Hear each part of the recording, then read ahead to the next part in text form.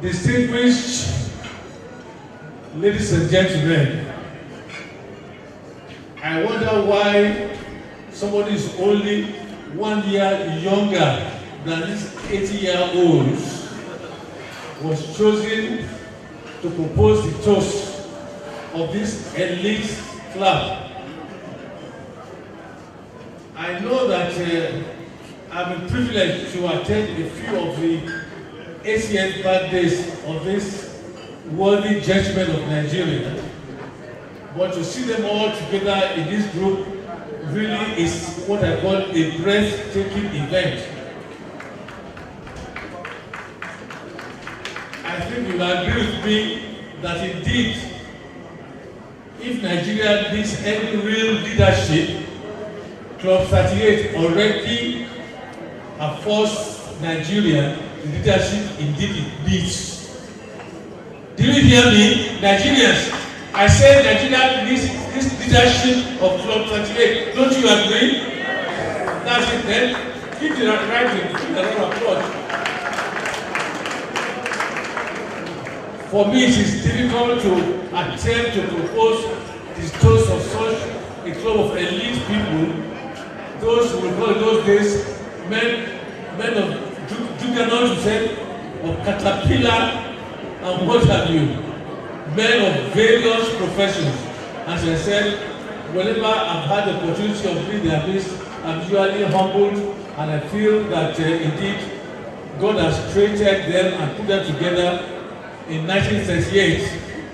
I dare say that those of us whom we put together in 1999 are a lot stronger too, but we won't say that now. I'm here proposing those of 1938. I'll say that a few years ago, when Chief Olufalomo mentioned Club 38 to me, I was wondering what it's all about. I thought it was one of these various activities, various companies and various groups. He said, we have a Club 38. I said, which one is that again? And now, later on, I got to appreciate that indeed they are gentlemen who were born in 1938.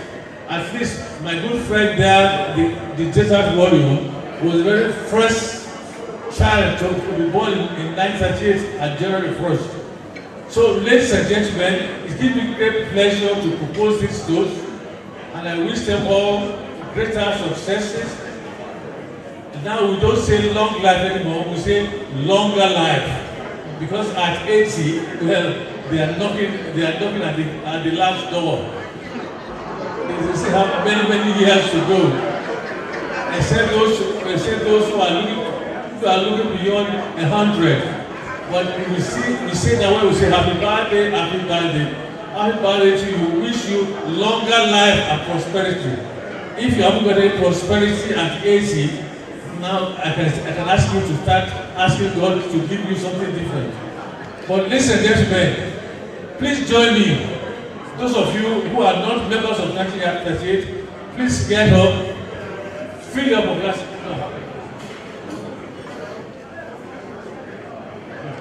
Please fill up a glass. Join me and wish this elite club of distinguished gentlemen longer life and prosperity, and may God, who has brought them this far, will continue to accompany them until their years end. Long live Club 38.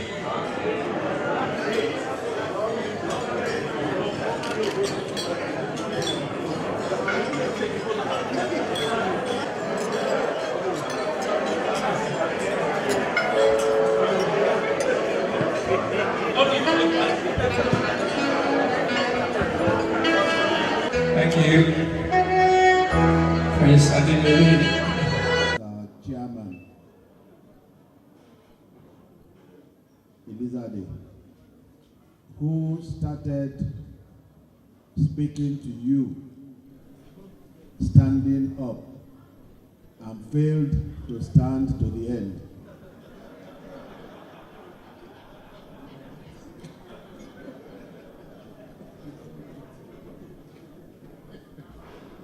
So, I have chosen to sit down right from the beginning to the end, so I wouldn't fail like him.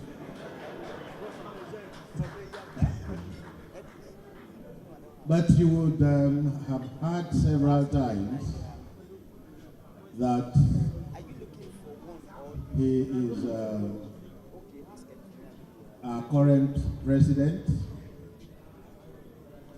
and the only president, he's our current chairman and the only chairman who had to repeat the class. He didn't pass, he didn't fail, but he had to repeat. He's the only chairman that we have who had to repeat the class by force or willingly. So give him a round of applause for that. And he has done very, very, very, very well. Aren't you all enjoying yourselves? I wonder what would have happened under any other chairmanship. We've never had it so good. Congratulations. The other aspect of this mystery that I want to pass on to you has arisen from the challenge the MC gave us, that they also have Club 77. That means they started 41 years ago and they have 39 years to go to be like us, to be 80. So I started wondering when he asked me whether we will still be around when they are celebrating their 80th. And I promptly answered, yes. And you know why I did? Because I was busy at that time doing some rough mathematics in my brain, which I now want to pass to you to complete that mathematics. Club 38 was founded in 1991. That was 27 years ago, going to 28 years in January. 28 years ago, 28 children got together to form Club 38. 28 years ago, 28 of us. Now, in 28 years, only 10 of us have gone. 18 are still surviving. So the mathematics I want you to solve is this. If it takes 28 years to lose 10 members, how many years would it take the other 18 to go? Abby? 10 in 28 years. You say, my chairman is not ready to go yet. He's laughing. So if 10 has gone in 28 years, let's say another 10 would go in another 28 years. Abby? So that means that when you are going to be 80, there will still be at least 8 of us left. And I said I will be there. And Adeojo, you said will be the MC. Equation is solved, isn't it? So expect us, but pray that you will be there. And you will be there in Jesus' mighty name. Well, people have been talking about long life, longer life. What does anybody look for long life for? What do you even look for longer life for? Longer life in this wretched world when Jesus Christ has promised you eternal life. So what do you want long life for? The important thing is for all of us, especially at 80, to live well and ensure that at eternity you enjoy much life in eternity. So I wish by the good grace of God that all of us would attain heaven in eternity in Jesus' name. Thank you very much. God bless you. Sign on. April 6, 1938, Rear Admiral Olumide, April 6, 1938, body job. June 9, 1938, Vice Admiral Akin Aduo. Vice Admiral Akin Aduo is not here. June 14, Chief Michael Ade Ujo, July 4, America's Independence Day. This one was an American citizen. Chief Dr. Abiola Ajayi.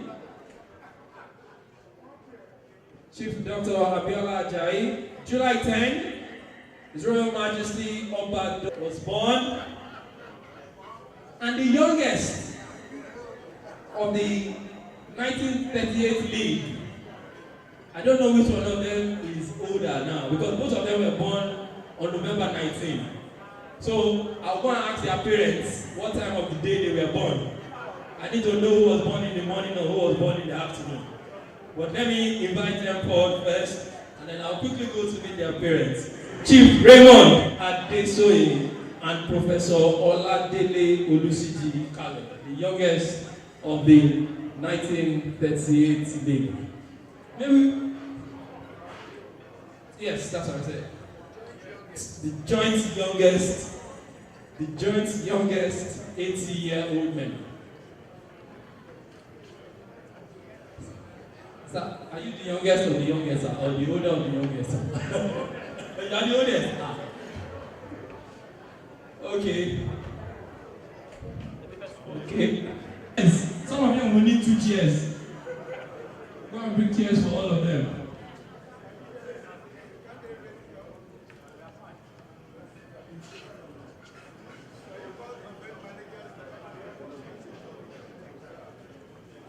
Please, we need 2 more chairs on that side. Okay, those ones say they are fine. Usher, please, we need 1 more chair. Let me see, as requested, that we have 1 more chair on the other side.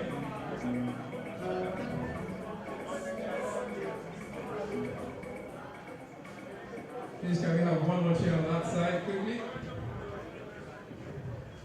Okay. Yes, we are going to count up to 80. And I'll count very slowly. I need to test your stamina to be sure that 40 years, 39 years from now, you will be here. No, the 8 of you that can be said will be here. So please hold the cutlass or the knife as you wish. And together we will spell what? Code 38. Give me a coincidental C. Since you were born in 19. Give me a coincidental C. Give me a loud L. Give me a universal U. Give me a terrific T. And give me an electrifying E for 8. Ladies and gentlemen, Club 38. Preach cut your cake. Let's have music. Divine. How about? Those are the birthday boys. And their spouses now join them. Their spouses are here. Join them for this photograph. It's also your day of honor. 9-10. Please put your hands on the compass, if you don't mind. Okay, sorry, the match yet. 11, 12, 13, 14, 15, 16, 20, 25, 30, 35, 40, 45, 68, 72, 79, 79 and a half, 79, 3/4, and 80. Thank you very much. Congratulations to you. Congratulations to all of us, to all of you. Thank you very, very much. We can now return to our seat.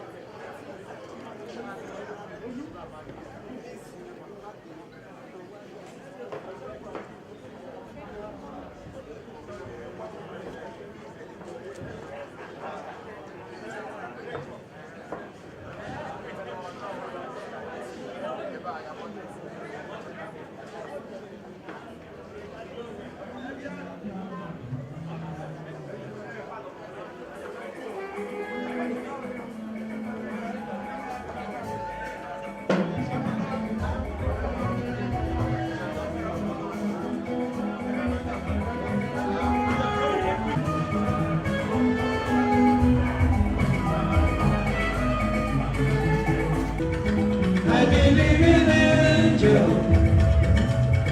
Something good in everything I see. I believe in angel. Nobody knew.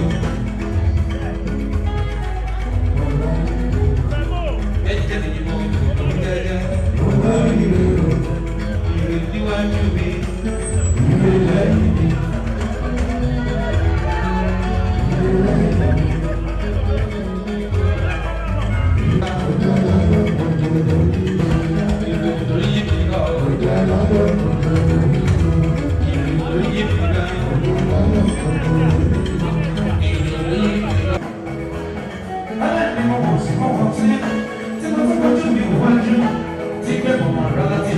Valley Jones, the Falomons, the Adeojo.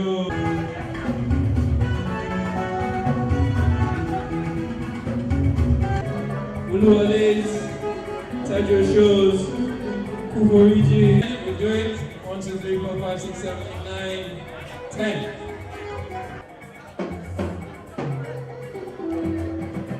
Same, Falomon, Adeojo, Tajo Shows.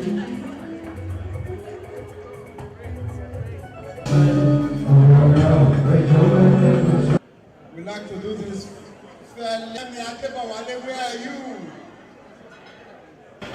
Present the ad. You can open the plant, please. Open the plant.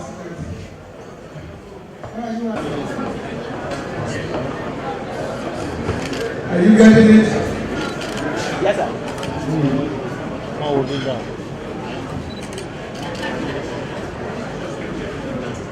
The one for Kanye is with the long page.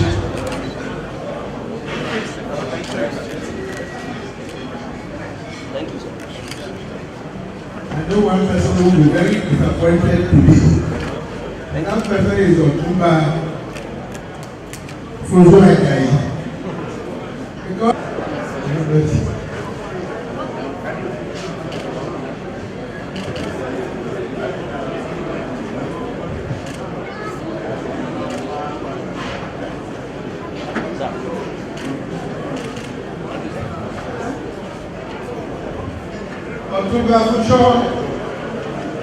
Otumba Fujo.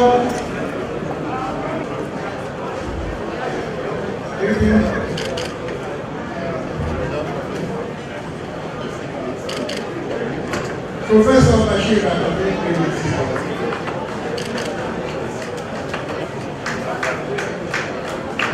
Sir, thank you, sir.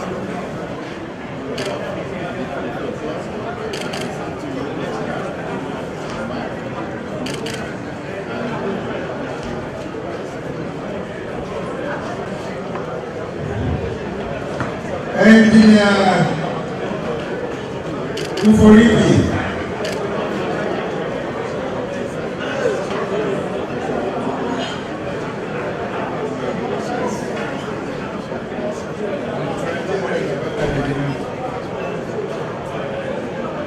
Engineer Kuforiti. Dr.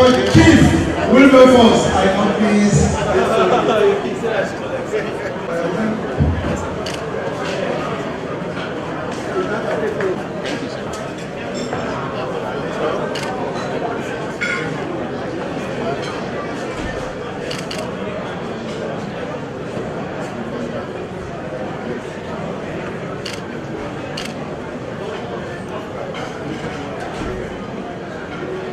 Honorable Chief. Hallelujah.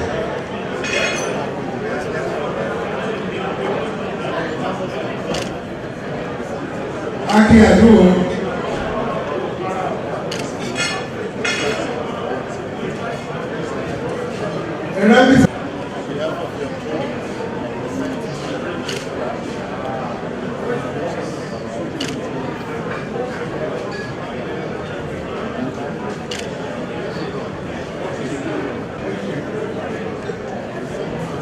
Sorry, to this side, sir. Thank you, sir. Thank you, sir. Professor Wale, we are waiting for you. Camera, no apartheid. You hear? Sir. Thank you, sir.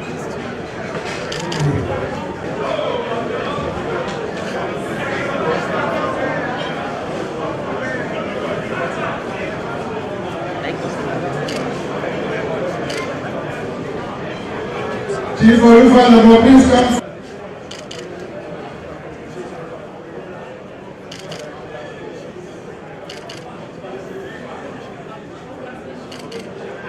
Thank you, sir. Come here.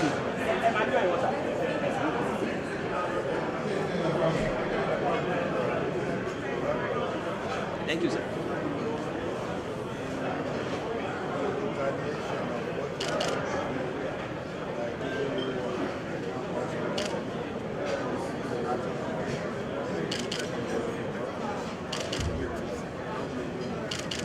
Thank you, sir. Thank you very much, everyone. Thank you very much.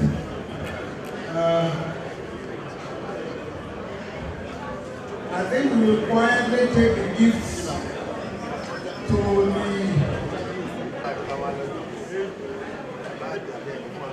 I want to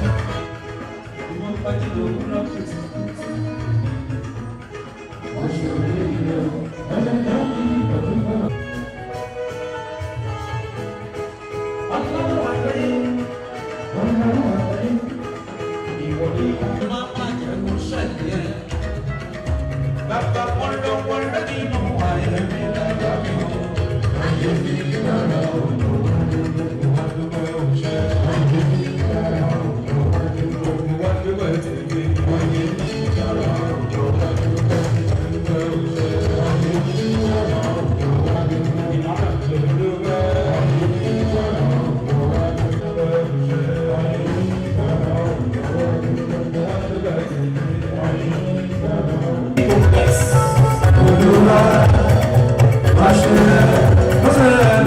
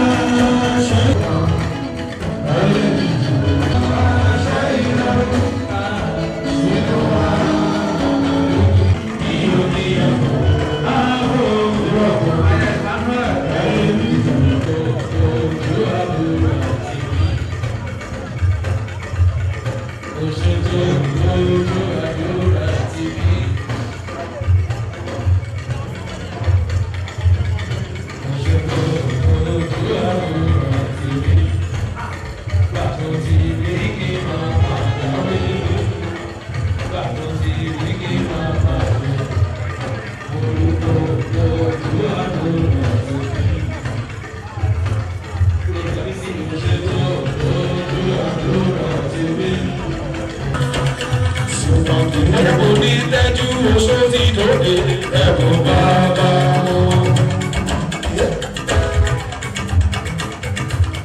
Ọkọ̀ fún mi kò dé oṣù bàbá. Òde lé ológun wọn sì gbé ọkọ̀ gẹ́gẹ́ ìyàwó. Ènìyàn yọ sẹ́wọ̀n kọ̀ ojú yẹyẹ lọ́rọ̀. Ayọ̀dé yọ sáwọn ọmọ ọlọ́ọ̀tẹ̀ kan sọ. Tẹ́jú oṣó bẹ́ẹ̀ni kan ní tẹ̀ bẹ́ẹ̀ni kan bínú. Ìbàjẹ́ ọwọ́ wọn ló lé wọn kiri. Bẹ́ẹ̀ni kan ní tẹ̀ bẹ́ẹ̀ni kan bínú. Ìbàjẹ́ ọwọ́ wọn ló lé wọn kiri. Àwíwí bí wọn láwọn olùkọ́ àbáṣẹ́ lòtò ó tọrọ rẹ̀ jẹ́.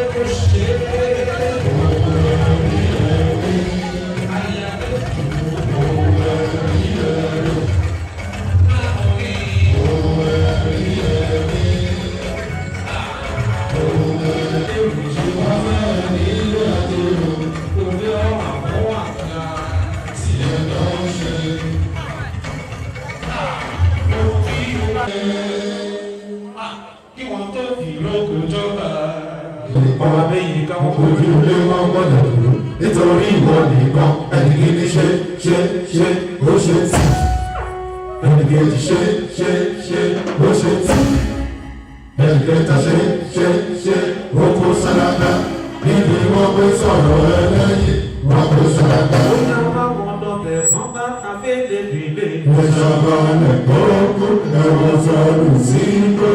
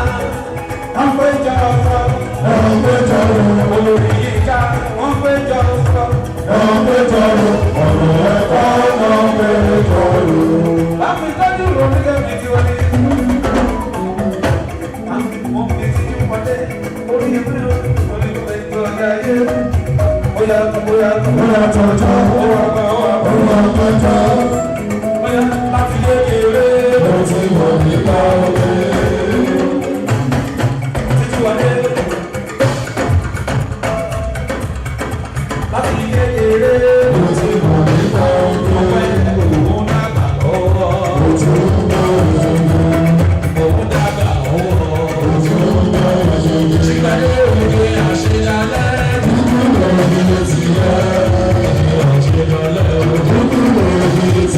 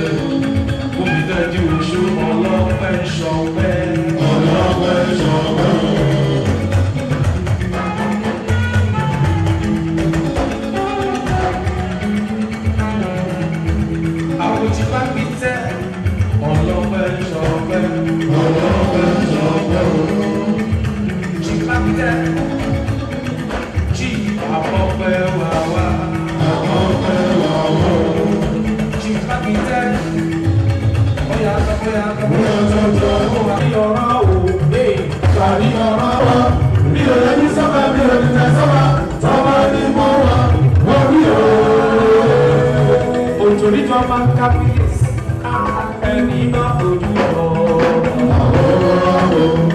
Ẹni bá fojú lọ. Ẹni bá fojú lọ. Gbogbo ẹni bá fojú lọ. Tó ọba tó.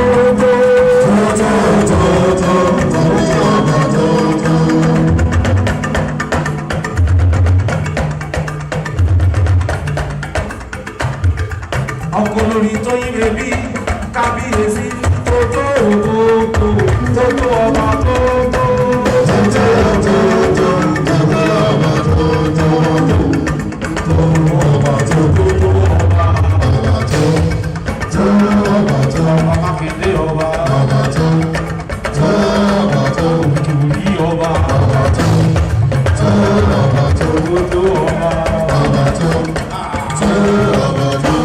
Kábíyèsí ọba tó tóbi àrò. Ọba tó tóbi àrò. Torí olúwa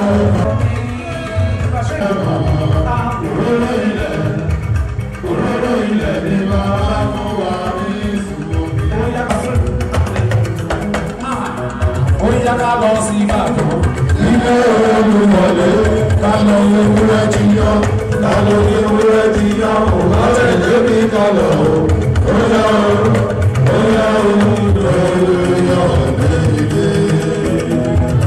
Ó yá bàbá àlọ́ jẹ́ náà.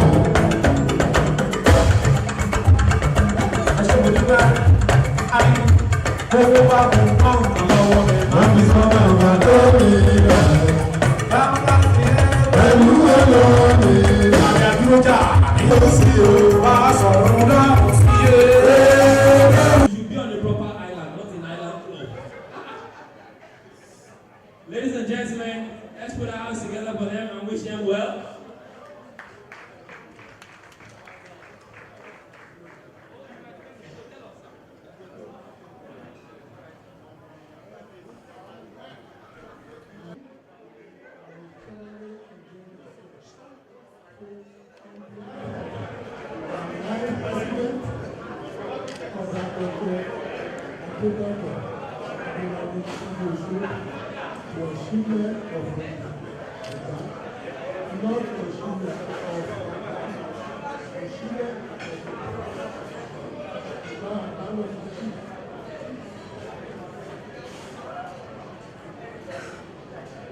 Chairman,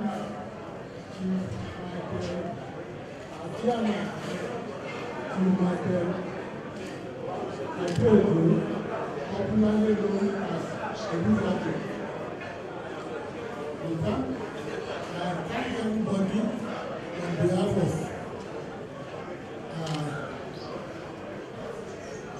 Chairman, the Life President, and the Deputy Life President.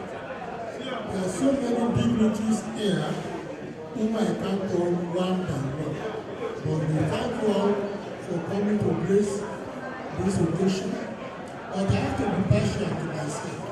I recognize Professor Folabi Olumide, a distinguished surgeon and the first Vice Chancellor of Lagos State University. If he's here, can you rise up for recognition? I thank you so much. He's my role model. I'm a surgeon also, but he's extra good, I must tell you.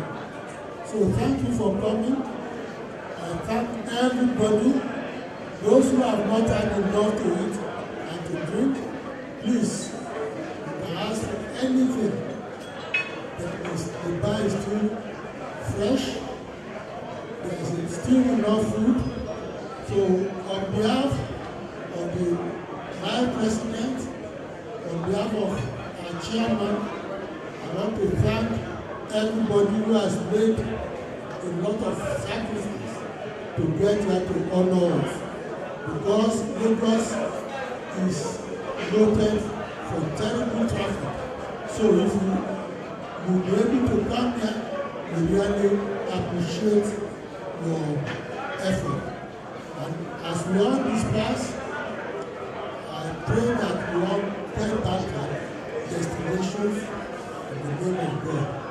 So thank you so much. We hope to see you again in 5 years' time when we celebrate our 85th anniversary. Thank you very much. Again, I say on behalf of our life president, thank you very, very much. I think we deserve a round of applause. Thank you so much.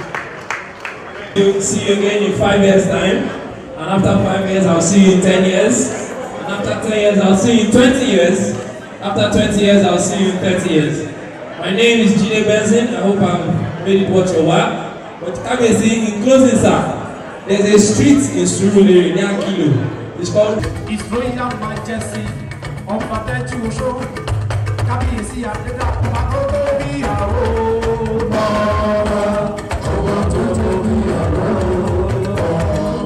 Kábíyèsí Adéọba.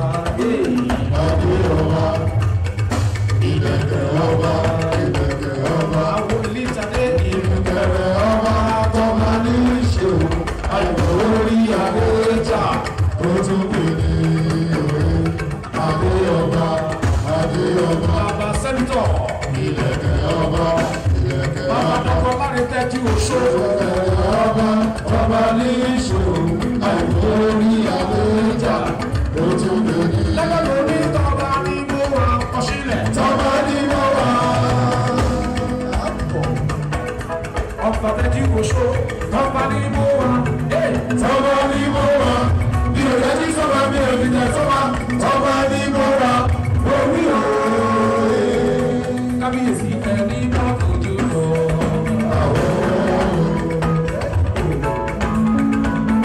Gbogbo ẹni bá fojú lọ. Gbogbo ẹni bá fojú lọ. Ẹni tó ọba tó ọba tó.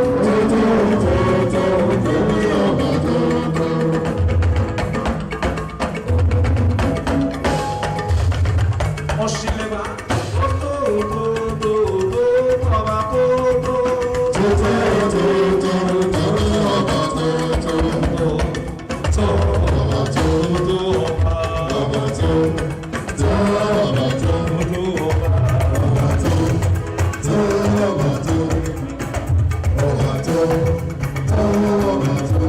òkè ọ̀nà ìwọ́n bí ẹ̀ sí ọ̀rọ̀. Kábíyèsí òkè ọ̀nà ìwọ́n bí ẹ̀ sí ọ̀rọ̀. Bàbá tiẹ̀ pẹ̀lú wọn lónìí. Bàbá dọ́kítọ̀ bàbá ẹ̀ pẹ̀lú wọn lónìí. Bàbá sẹ́nitọ̀ òkè ọ̀nà. Ní Ìsàlẹ̀ Yunifásitì. Òun bá lára ṣe. Wọ́n fẹ́ nílé alára. Àwọn alára kọ̀ fún àwọn gbogbo lọ́ba lọ́ba. Gbogbo lọ́ba lọ́ba. Òun bá kéré. Wọ́n fẹ́ nílé àjẹrò. Òde ọ̀rọ̀ fún àkàyè ìṣàkóso. Tilẹ̀ náà ṣe. Ohun tí o bá ṣe. Òun láyé bá fẹ́. Ohun tí o bá ṣe. Òun láyé bá fẹ́. Ojú òní ẹ̀ tì. Ojú kì í ta ọmọ gbogbo lójú ọmọ. Ayé ló máa fẹ́, òun sì máa fẹ́ tayé. Àmì àdé òjò ó yá mo ní ẹni máa fẹ́ kejì kò sẹ̀wá wá o. Lédèrè.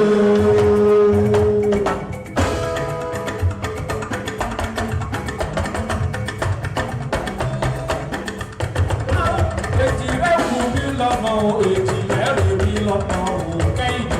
Ẹ̀dùn jọ bí, ẹ̀dùn jọ bí, èjì rẹ̀ rẹ̀ ìṣòro.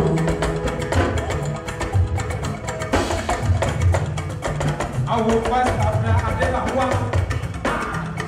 Ó lè mí lọ́mọ o, ó lè tún wù mí ní tèmi Adela wá. Ẹ̀dùn jọ bí, èjì rẹ̀ rẹ̀ ìṣòro. Láti kékeré ló ti mọ̀ nípa ọgbẹ́.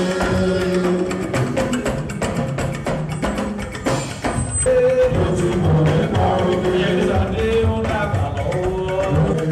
Ó tún dàgbà lọ́wọ́. Ó tún bá wọn. Ọmọ ìbejì tó tún wá bí ìbejì wá wípé òkè àṣedálẹ̀. Gbogbo lóge tìyẹ.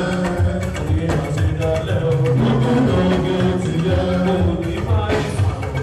Òní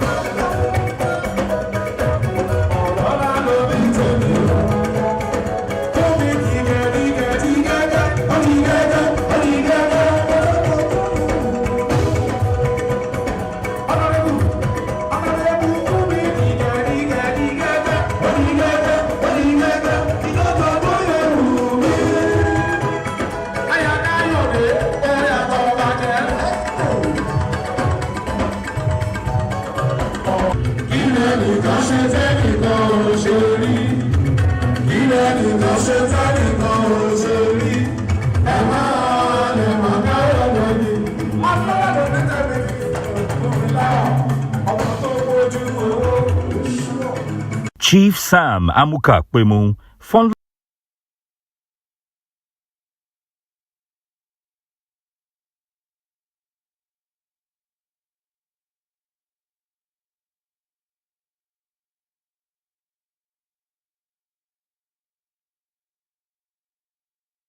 known as Uncle Sam, stands as a living legend of Nigerian journalism.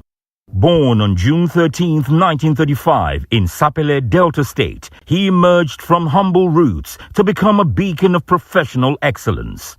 His journalistic odyssey began under the mentorship of poet John Pepper Clark at the Sunday Express before he moved to the Daily Times, then Nigeria's flagship media organization, where he refined his skills as a reporter and editor. In 1971, he co-founded the Punch newspaper alongside Chief Oluwaboderin, transforming it into one of the most widely read titles in the country. Later, following a professional difference, he established Vanguard in 1983, a move that echoed his organizational genius and visionary leadership. Today, both publications remain strong testaments to his Midas touch. Uncle Sam's writing has always been marked by moral courage, ethical integrity, and a deep conscience. His column, Sam, has long exposed abuses of power and mocked the excessive behavior of elites, earning him a reputation as a guardian of public interest. Colleagues and national leaders have hailed him as a complete newspaper man, a guardian of the Fourth Estate. As he enters his nonagenarian era, Uncle Sam is lauded not only for his perspective as a master editor and publisher, but also for his humility, generosity, and camaraderie. He is known for honoring fellow journalists, speaking up for free press, and defending the media against interference. His modesty shines through his choice to stay out of the limelight and to establish others, even as his own legacy inspires academics and practitioners alike. The impact of his work is so enduring that a proposed Sam Amuka College of Media Studies at Western Delta University is being planned to ensure his principles live on. Colleagues affectionately refer to him as the doyen of Nigerian journalism, and observers note that he has no intention of slowing down, remaining a voice of integrity even at 90. On this special occasion, Nigerians from all walks of life are celebrating a man who has spent nearly 7 decades shaping national consciousness through ethical journalism, public accountability, and unflinching fearlessness. As he steps into his 9th decade, the tribute is clear. He is a national treasure, a professional par excellence, and a patriot whose pen served the people. Long may he live and continue to inspire generations.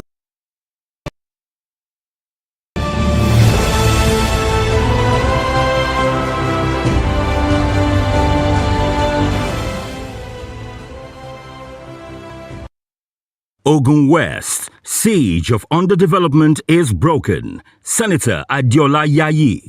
Senator Solomon Adiola, APC, Ogun West, the chairman of Senate Committee on Appropriations, has stated that the siege of underdevelopment and marginalization that had been the lots of the people of Yewa Wuri in Ogun West Senatorial District since the creation of Ogun State is over, with his representation and the renewed hope agenda of President Bola Ahmed Tinubu.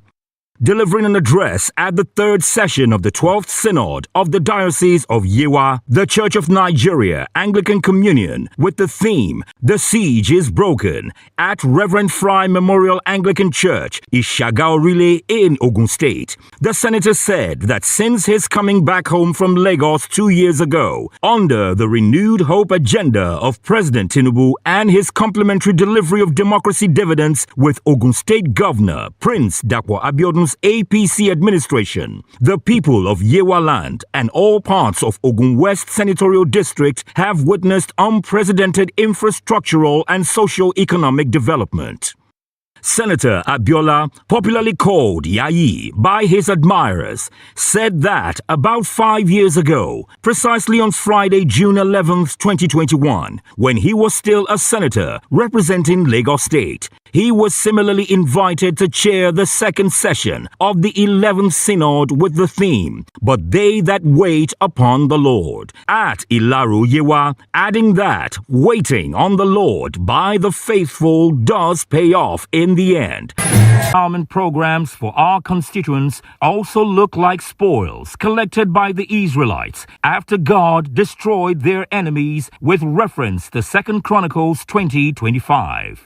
The bold and innovative policies of the president, like the removal of oil subsidy, floating of exchange rates, student loan, consumer credit, and massive infrastructural development, signing the minimum wage law, among others. Earlier in his charge at the Synod, the Bishop of Yewa Diocese, the Right Reverend Michael Oluwarumbi, said that Senator Adiola infrastructural inventions and empowerment programs has helped in breaking the siege of Yewa land, adding that the advent of Yayi in Ogun State is God's answer to the prayers of the people that had changed the narratives.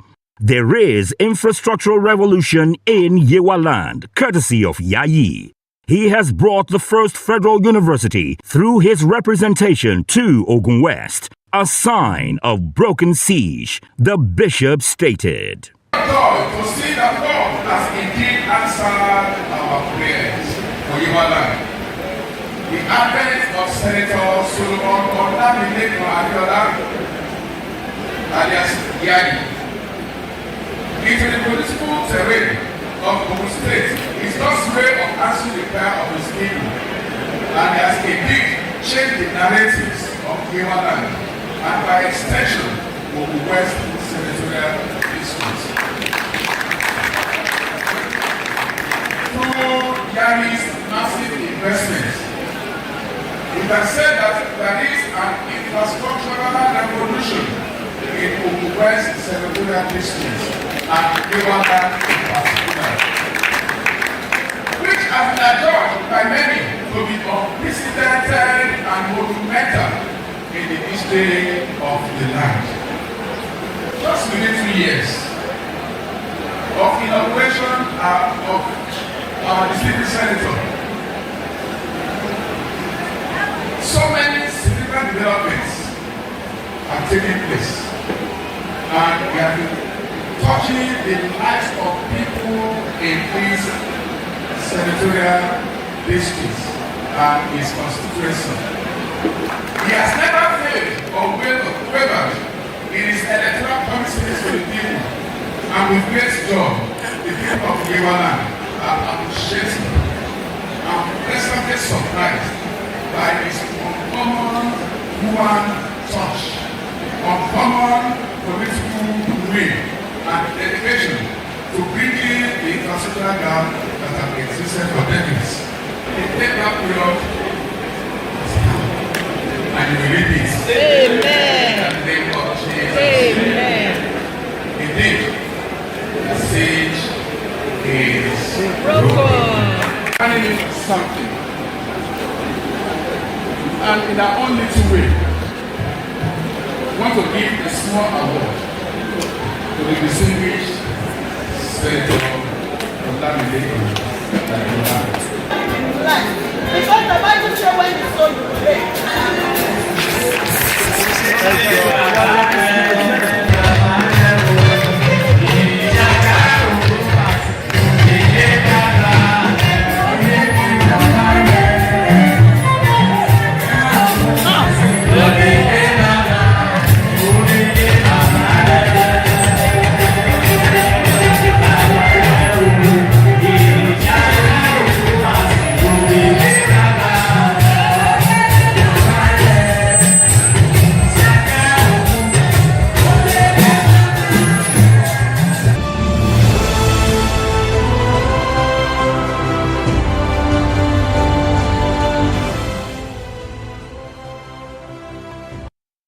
From the heart of the action to your screen, Biscon TV brings you premium coverage like never before. Whether it's high-profile events, breaking news, or exclusive interviews, we are always on the front line, delivering stories with accuracy, speed, and style. Broadcasting on GoTV Channel 144, airing on AIT, and streaming live on YouTube, we take you behind the scenes of the biggest moments, capturing the glitz, the glamour, and the headlines that matter. From star-studded galas to corporate summits, from weddings to political events, we tell the stories that shape our world. At Biscon TV, we bring you in-depth reports, compelling documentaries, and exclusive features that keep you informed and engaged. Our team of seasoned broadcasters and expert journalists ensure you get the news as it breaks with perspectives that matter. Whether it's the boardroom or the red carpet, the stadium or the streets, we are there, bringing you every moment as it unfolds. With crystal clear visuals, expert reporting, and unbeatable coverage, Biscon TV is your go-to station for news, events, and entertainment. We don't just cover stories, we bring them to life, giving you front-row access to history in the making. For premium storytelling, prompt and accurate reporting, and events that shine, stay with the best. Biscon Television, where every moment becomes history. The 4th Annual Choir Festival of Ashiwaju of Remo Christians is here, and you are cordially invited. The theme for the 2025 edition is With the Voice of Singing. The Choir Festival will feature the winner of the 2024 edition, Emerald Choir,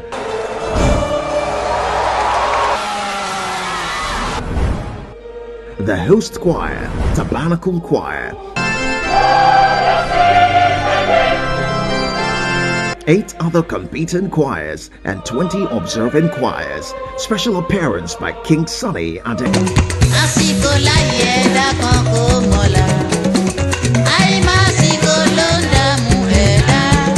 Star prize 5 million naira. Second prize 3 million naira. Third prize 2 million naira. The total winning prize for this year's edition is 25 million naira and other consolation prizes for winners in other categories. Date Sunday 6th July 2025. Time 11 a.m. prompt. Venue Abraham Tabernacle, Oba Henry Wale Road, GRA, Shagam, Ogun State. Chief host is Excellency the Senator Otumba Gbenga Daniel, CON, the Ashiwaju of Remo Christians. The Choir Festival, improving the art of singing in our churches. Media partners TVC News, Channels TV, Arise TV, BOS Communications, and others. Every Monday on this station at 11 p.m., the spotlight comes on. It's the Biscon Show. From the heart of the action to your screen, BOS brings the glitz, the glamour, and the stories that matter.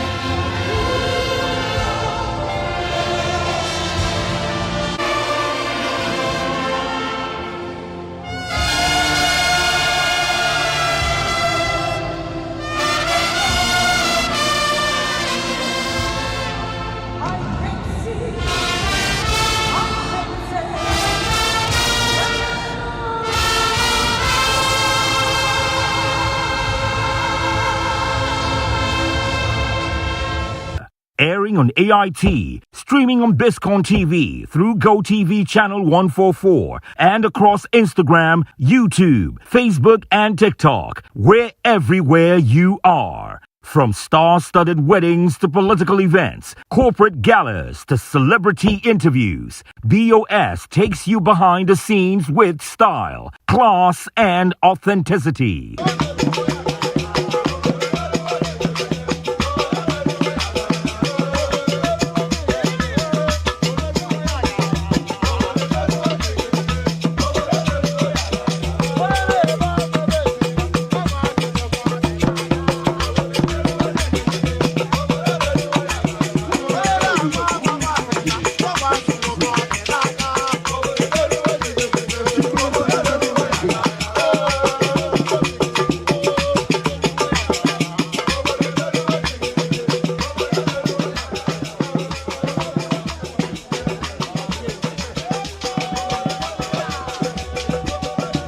Powered by Biscon Television, our cameras don't just capture moments, we make them unforgettable.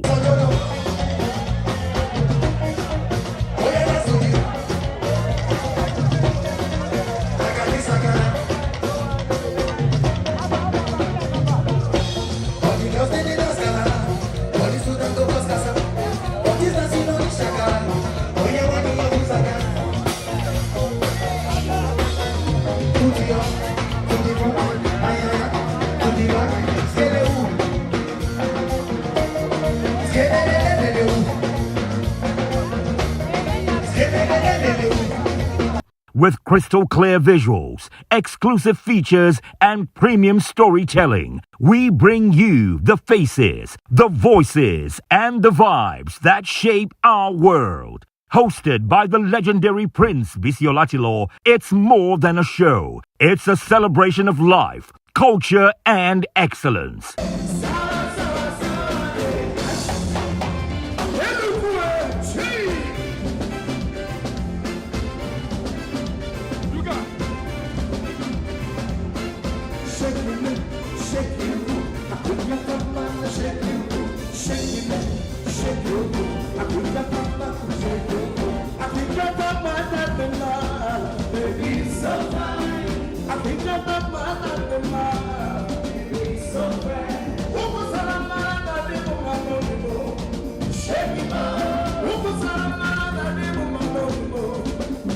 For news, events, and entertainment that shine bright, stay tuned. The Biscon Show. Every moment, pure magic. Breaking news on the television station to watch to keep you in top spirit always without fail. Biscon TV Live globally keeps you in top spirit 24 hours daily through our entertaining yet very educative programs that take you back many decades as fresh as ever and still positions Biscon TV with the richest historically iconic, proudly Nigerian programs of all types in our archives, making Biscon TV the most admired and preferred brand in infotainment broadcasting. Watch Biscon TV Live daily on Smart TV and stay in top lively spirit all the time. Biscon TV, engaging, interactive, and all-inclusive.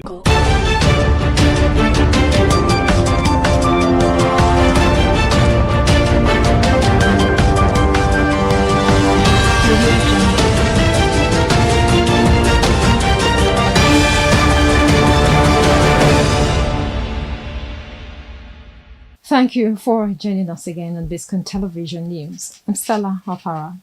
First, the high points of the news. On the national scene, Nigeria ready for US deals, but travel ban a challenge, says Minister. It would have been better if Tinubu didn't visit Benue, says Farotimi. In business news, Nigeria seeks resilient economy for West Africa. On the foreign scene, US joining Israeli strikes could cause hell, says Iranian minister. Now the news in detail. Nigeria's Foreign Affairs Minister Yusuf Tuga has raised concerns over the US government's recent decision to impose visa restrictions on all ECOWAS countries, calling it a major barrier to trade and investment. Speaking at an ECOWAS Security Council session in Abuja, Tuga stressed that such non-tariff barriers threaten the region's economic potential, which includes critical and rare minerals like samarium from his home state, Bauchi. The minister emphasized Nigeria's readiness to do business with the US, highlighting the region's strategic importance as a viable alternative to politically unstable energy sources. He called on the US to remove restrictions and allow freer movement of officials and entrepreneurs, saying ECOWAS is a region of opportunity, ready to engage in mutual partnerships based on need and prosperity. Now, economist Bismarck Rowani has urged the federal government to be more strategic in its borrowing, ensuring loans directly benefit Nigerians. Appearing on a television program, Rowani warned that with Nigeria's external debt hitting $45 billion, continued borrowing without clear revenue-generating plans could worsen the country's fiscal situation. He also emphasized the need for the central bank to lower interest rates, currently at 27.5%, to encourage investment and productivity. Rowani stressed that both fiscal and monetary authorities must work together to remove bottlenecks hindering growth, especially as the Tinubu administration approaches 740 days in office with limited visible economic gains. In another story, all 36 Nigerian state governors have unanimously agreed to dismantle illegal checkpoints and eliminate multiple taxation practices, contributing to food inflation. The resolution followed an emergency meeting of the Nigeria Governors Forum, NJF, in Abuja, where Lagos State Governor Babajide Sanwo-Olu read out the communique. The National Security Advisor, alongside Ministers of Defense, Agriculture, Livestock and Transport, presented data showing that unlawful roadblocks and poor infrastructure were key factors in rising food costs. The governors pledged full cooperation with federal agencies to streamline levies and ensure smooth transportation of goods across state lines. Away from that, human rights lawyer Dele Farotimi has criticized President Bola Tinubu's recent visit to Benue State, calling it performative, and emotionally detached amid ongoing mass killings. Faritimi, speaking on TV, said the visit lacked substance and empathy, especially following the killing of over 200 residents by suspected herdsmen in recent attacks. He praised the tall chief James Ayatse for boldly addressing the humanitarian crisis, but condemned what he described as a political spectacle put on for 2027 rather than addressing the pain of victims. Faritimi lamented the growing desensitization to mass killings and called on the government to prioritize the protection of lives and property. We'll take a break now. When we return, we'll bring you business news.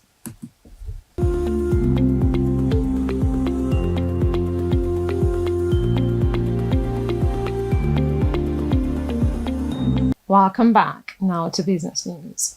Nigeria's Minister of Foreign Affairs, Yusuf Tuga, has called on ECOWAS member states to unite in building a resilient regional economy. Speaking at the 94th ECOWAS Council of Ministers session in Abuja, he urged participants to engage in visionary discussions to drive meaningful outcomes and reinforce regional integration. Tuga announced that the West Africa Economic Summit, WAES, will be held in Abuja in June 2025, bringing together public and private sector leaders. He emphasized the importance of economic self-reliance and joint infrastructure development, stressing that regional integration was originally intended as a path to economic decolonization and shared prosperity. We'll take another short break, and when we return, we'll bring you foreign news.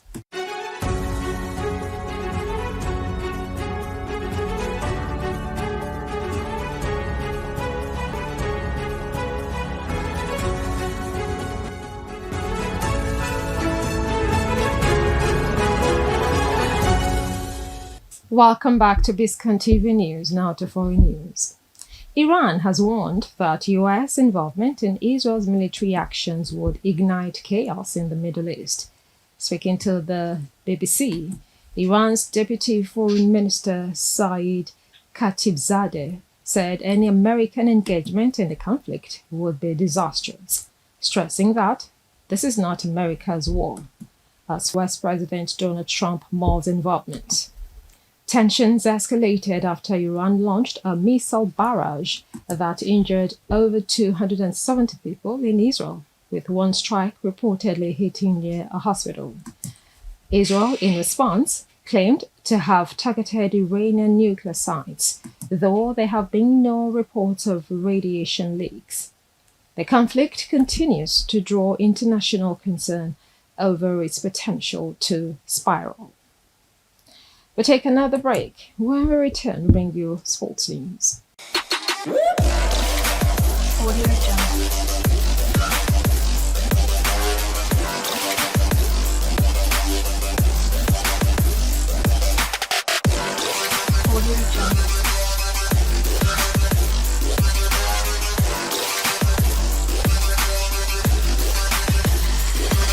Hello and welcome to sports segments on Biscon TV News.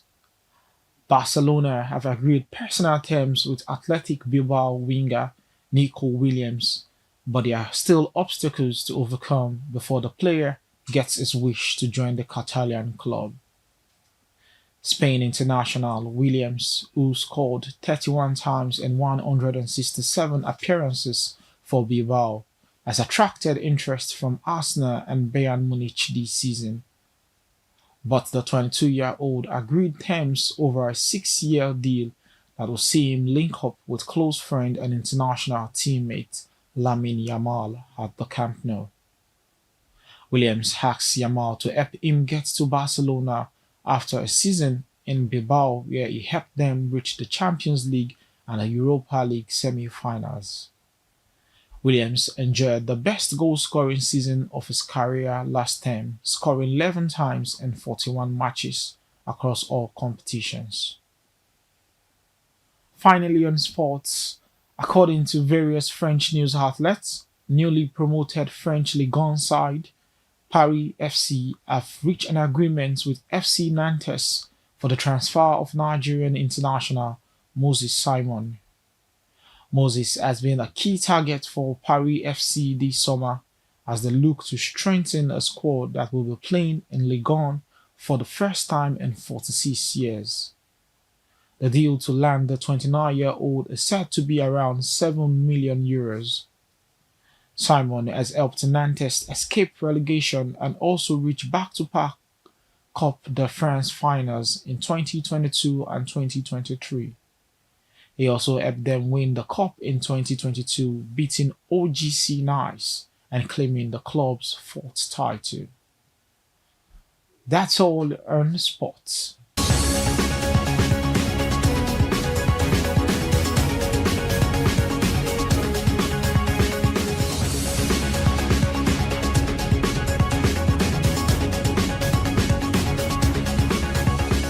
Welcome back to Biscon TV News, now to entertainment news. Activist Very Darkman has lashed out at reality star and billionaire's son, Kidwire, for soliciting public donations for victims of the Yellowater attack in Benue State. Kidwire faced backlash after asking Nigerians to donate to the victims, despite his public image of wealth and luxury, leading him to delete the post. Very Darkman criticized Kidwire for being disconnected from the victims' needs and using a tragic situation for clout. He argued that someone who constantly flaunts wealth should not be asking the struggling public for money, especially when genuine assistance is needed in Benue. We'll take another break now to bring you the rest of the news. Stay with us.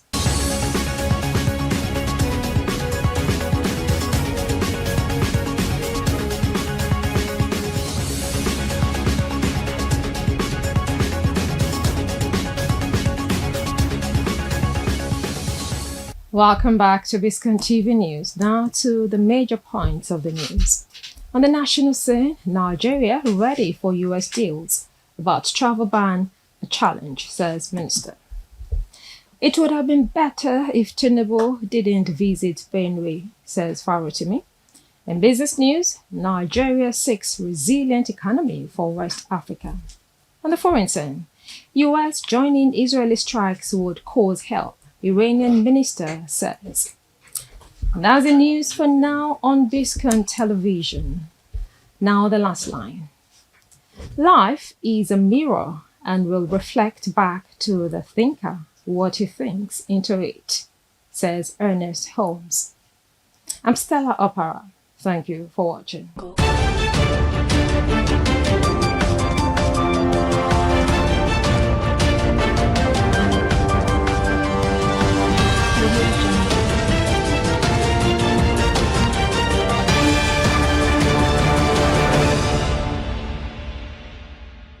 President Bola Ahmed Tinubu's recent visit to Benue State following the deadly attacks in Yellowater and surrounding communities has drawn significant public attention and stirred divergent reactions nationwide.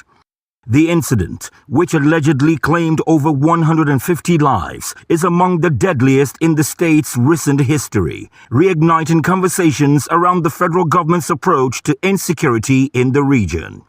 Some have described the visit as a timely and symbolic gesture, suggesting that it demonstrates his commitment to the safety and well-being of Nigerians, particularly those living in conflict-prone areas. They argue that his direct engagement with local leaders and affected communities signals a desire to shift from distant administration to active involvement. The president's condemnation of the attacks and promise to bring the perpetrators to justice have been welcomed in some quarters as a necessary step toward accountability and peace. 1 minute of moment of silence for those who have lost their lives.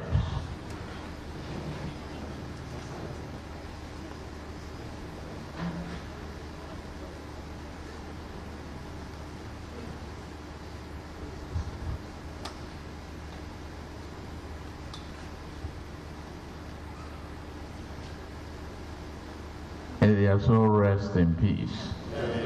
May God bring peace and joy to the people of Benue and the community in Lewata town.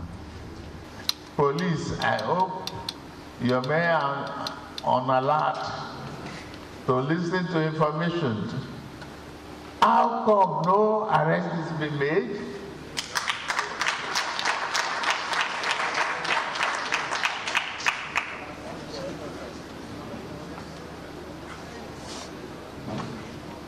I expect there should be arrests of those criminals.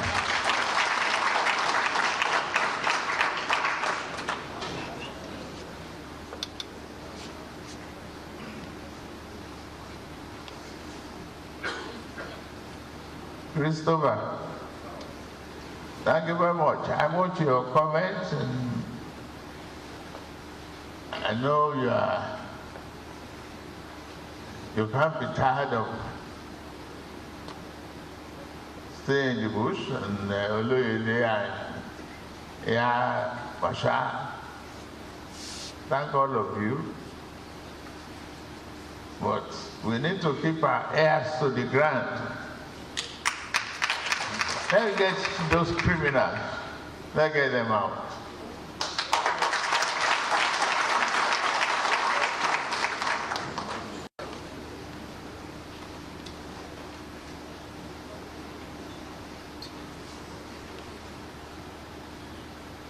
So DGNIA and DGSSS,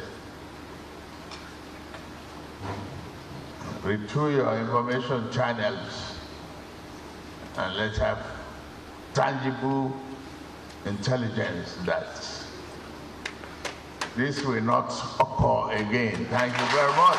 Thank you. However, critics have argued that the visit came too late, given the long-standing history of violent clashes in Benue State. Some observers point to what they describe as a pattern of reactive rather than proactive government response.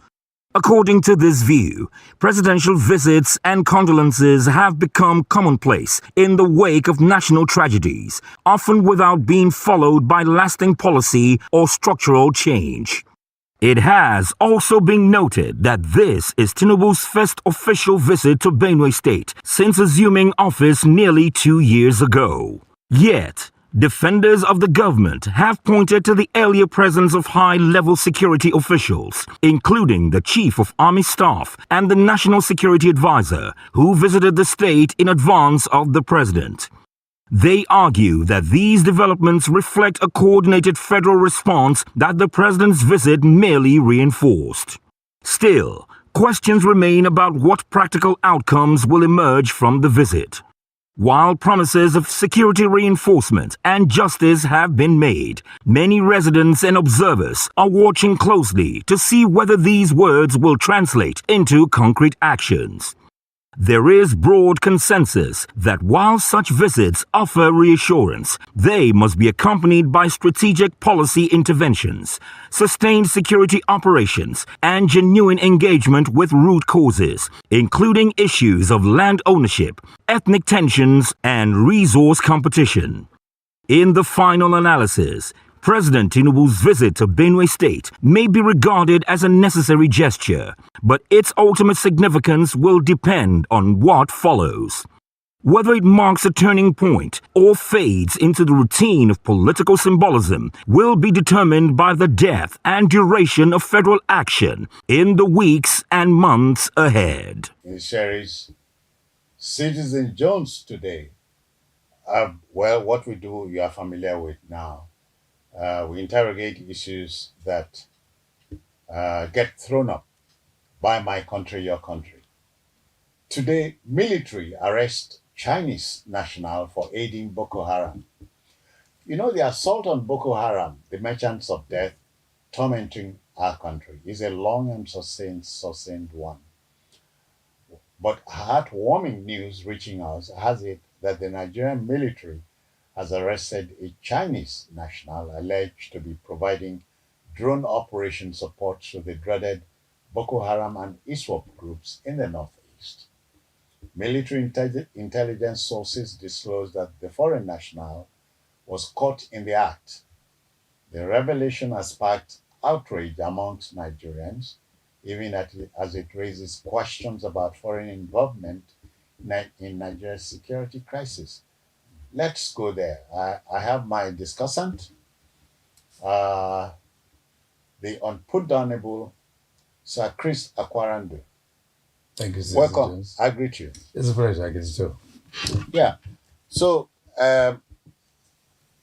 Sir Chris, the Boko Haram menace is not anything you want to treat with kid gloves. Absolutely. Absolutely. When it started like a child's play in 2009, we never knew we were in for a long night. So here we are. Yeah, the issue is that in almost every part of the world now, you have issues with mentions of death. But we need to ask ourselves, why do we have that? There's a lot of discontent around the world.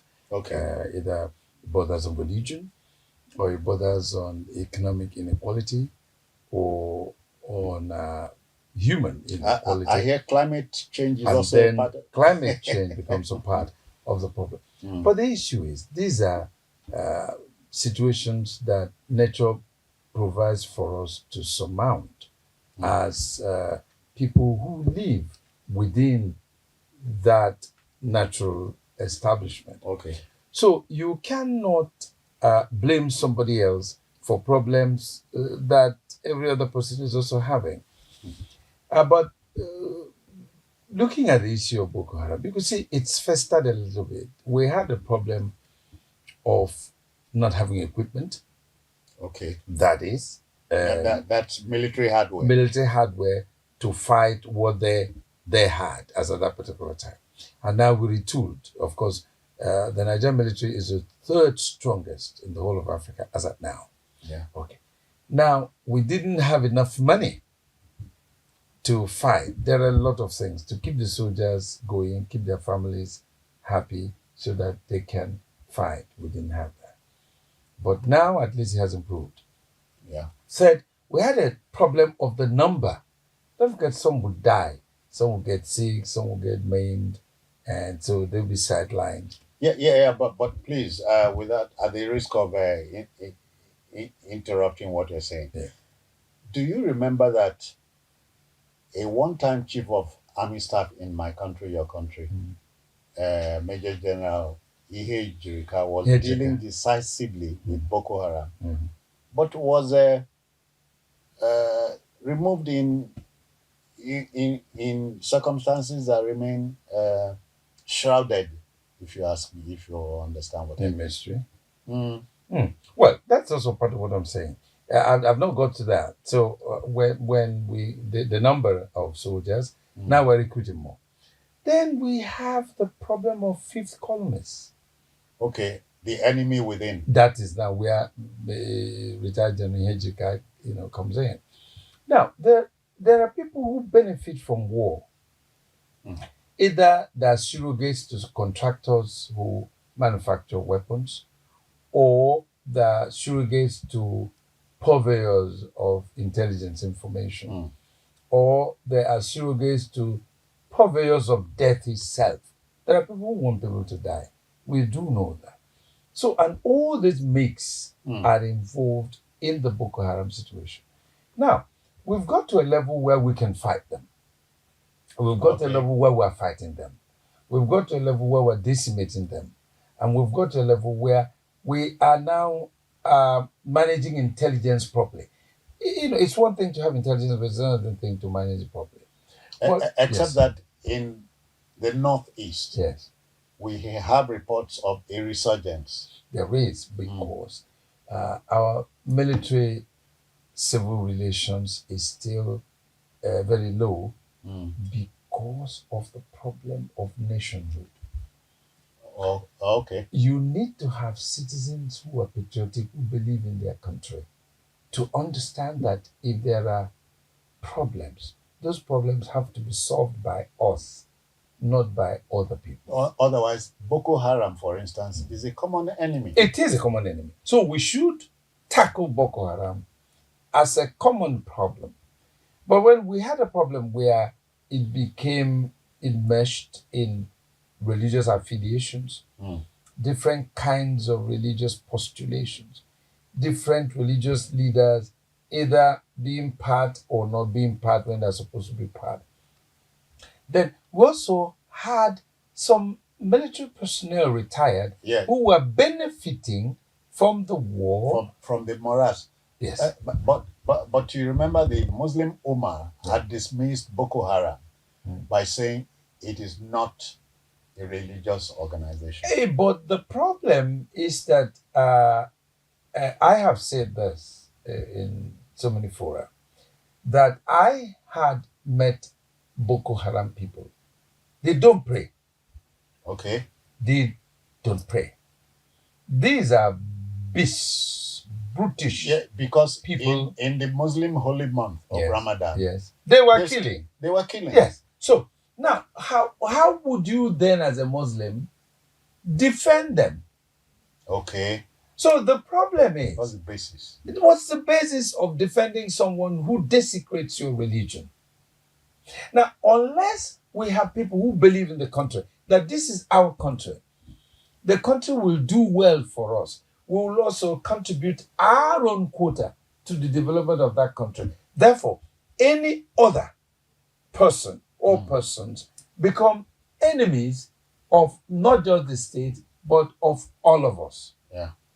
The common enemy. The common enemy. That is why you now have those who, when they are captured from Boko Haram and then debriefed probably in a month and released, they still go back to become informants by collecting money. Okay. Collecting food, collecting girls and women. Brings to mind the mind-boggling issue of repentant Boko Haram. Yes. Or de-radicalized insurgents. Because if you are de-radicalized and then you're brought back into your society, you should then be able to help the security agents, help your community by telling them this is who they are. These people that were de-radicalized knew that these people are not good Muslims. But the everyday Nigerian is worried. Can any insurgent be de-radicalized? Is it possible? It's being done everywhere. You de-radicalize people. After all, the person that tells you that your country is bad and keeps telling you, who was either a serving governor or speaker of the assembly or minister, who now tells you that your country is bad, why wasn't he telling you your country is bad when he was in government? But when he leaves government and all the perquisites of power, he now tells you that those who are there are demons. So these people carry... You believe them. And you believe them. That's also how you believe Boko Haram people.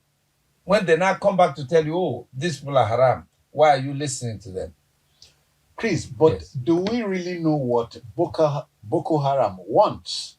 What they want is just to destroy your people and then to say that they are establishing an Islamic state where you have Sharia governing the people. But they don't believe in the Sharia. If they believe in the Sharia, why are they not implementing the Sharia? Now, the people being killed... In territories, they are supposed to be controlling. Yeah, supposedly controlling. Controlling.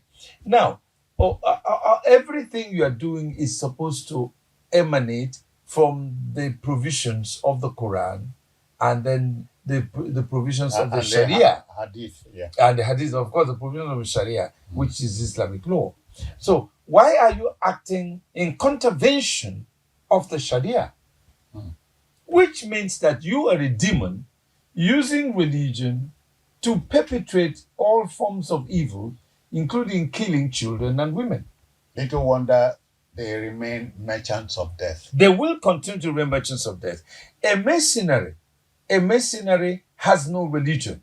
A mercenary has no culture. A mercenary has no country. A mercenary is a beast of no land. Okay. So the Chinese national only is a Chinese in looks. He is not a Chinese. He looks for money. He is looking for money. He's a soldier of fortune. He is a soldier of fortune. So that he has Chinese looks doesn't actually make him a Chinese. So in the end, having caught that one, because they have been using a lot of drones to, kill our soldiers. Having caught that one, we are now going to discover who are involved in using the drones. Okay. Now, when we discover who are using the drones and destroy them, that's done. Remember, we had caught those who were supplying them food. Okay. So they now ammunition too. and ammunition. So what they now do is they just come into a military establishment, kill, collect arms, collect food. Do you know they go to markets now to harass people, rape some women, and collect foods? This is desperation. And this is the time we should drive the knife through their jugular, because they are now clutching straws. Yeah. Boko Haram is gradually as a sinking soul. A sinking organization. Yeah. So Boko Haram is almost decimated. But we should never relent now. This is a time to go through their jugular and rip their hearts out. Yeah, but aren't you troubled, as I am, about if a perceived international dimension to the... Every war has an international dimension. Whether it's one fought in Sudan, whether it's one fought in South Sudan, Mali, Niger, Burkina Faso, DRC. All right. Nigeria has lithium, gold, uranium, rich zinc, in natural resources. So all these are in high demand, and so those sponsoring these and uranium, those sponsoring these merchants of death do not have a country, do not hold any allegiance to any country. They could come from any country. They are just international business rogues. And they're sponsoring these people. And that is why Boko Haram has lasted this long, because they have local collaborators. Yes. Now, with these local collaborators, they're able to get inroad into the northeast of the country. Yeah, but we've been told about the trouble in the Sahel. Yeah. That scattered them in different directions. You think that might be necessarily true? It is, because any student of international politics and international diplomacy would know that Nigeria is central to the black man's development. Okay. So the destabilization as the most populous black nation on the planet, most intelligent, okay, most prosperous, dynamic. most dynamic. There is nothing you could do about it. So what they now have to do is weapons manufacturers, manufacturers of military gears, manufacturers of sports equipment that the military would use. Yeah. These people have to destabilize nations. Destabilizing Nigeria is actually of utmost importance to them, because destabilizing Nigeria means that you have more organizations to arm, more organizations to equip. Now, look at the present plans by the federal government that between now and December they establish forest guards. Now, those kidnappers, insurrectionists here and there are beginning to fear. Because once the forests are guarded by these people who are going to be armed to the teeth, no room for them. So there wouldn't be any room for hideouts or places where you carry your victims to. So you snuff them out. Okay. Now, we are dealing with Boko Haram, but we need to make sure that the citizens in those areas where they operate become Nigerians in intent and in reality. They don't have to have double allegiance. In other words, take for instance the National Assembly, for instance, passes a legislation that religion is an individual affair now. Okay, so in the Constitution, we do not recognize any religion as quasi-state religion. In other words, all the pilgrimages and hajjis will be conducted by individuals or organizations, so it becomes a business. So if you do that, and then you remove religion from its preeminent position now. You are now going to break asunder all those religious cleavages that also use tribal bigotry to perpetrate evil. In other words, some religious organizations will just exist, but not to have national relevance. And once you're doing that, organizations like ISWAP and Boko Haram will begin to be less relevant because a lot of people will not recognize them anymore. Yeah. And not depend on them. As we speak, there are people, groups and communities that they feed. There are groups and communities that they pay their unemployed. There are groups and communities that they sponsor their Hajj fairs. So these people are dependent on them for their livelihood. And that is why when the president was talking, if you're a traditional ruler, if you're an opinion leader, if you're a tribal leader, whatever is happening in your community should concern you. Yeah. Because, look, the informant is also likely to be killed by those he's informing. Okay, may I draw a parallel here? Go ahead. You know, in Uncle Sam's country, you understand what I mean? President Trump says the mantra is "Make America Great Again." Can we introduce that here? Of course, if you watch the president at the National Assembly during the May 29th address, he said Nigeria first. No, you mean June 12th. Sorry, on June 12th. I'm sorry. That was a slip of tongue. He said Nigeria first. So for the first time, a leader in this country is saying Nigeria first. It was before, we are our brothers, we're the big brother of this and that and that. He now says, no, Nigeria first. And if you begin to think Nigeria first, it then means that whoever comes into your neighborhood, you should be able to be security conscious because the thief or the burglar or the Boko Haram is not a spirit, it's a human being. You then be able to find that you've not been here. Where are you from? From that question, you now begin to understand who and who is your friend or who's a fool. If you're not a friend, you're a fool. If you're a fool, get out of here. So this is happening in Lagos now. If you notice in Lagos communities, that's why they're able to catch some of these criminals, troublemakers, because the people are now beginning to open their eyes to say, if you're not a friend, you're a fool. If you're a fool, get out of here. If you're a friend, then you should be able to believe in what we believe. If you don't believe in what we believe, then you're not part of us. And you should go. If you don't want to go, you pay for it. This is how we can criminalize Boko Haram. Okay. And then decapitate them. There is no need for kid gloves. If you catch some of them that you know are dastardly wicked, kill them. There is no need trying to debrief a wicked person. At that level, kill. But you know those that were lured to Boko Haram as a result of poverty, as a result of lack of food, lack of opportunities. So increase opportunities, increase education. So those that you now know are deliberately using Boko Haram to destroy Nigeria, you don't need to kill them. That's just the way it works. Yeah, that's why in America, you see, in America, their case is a bit different. People run amok. But when they catch anybody that's involved in terrorism, you see what happens. Yeah, I recall that it took 10 years after 9/11 to get the main man. Yes. Osama bin Laden. Huh?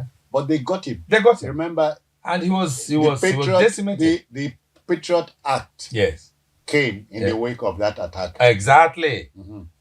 In my country, we're still that dilly-dally. In Africa, not just here. So what we need to do... It's an African thing? It is. Look at what is happening in the Sahel. Look at what is happening in West African sub-region.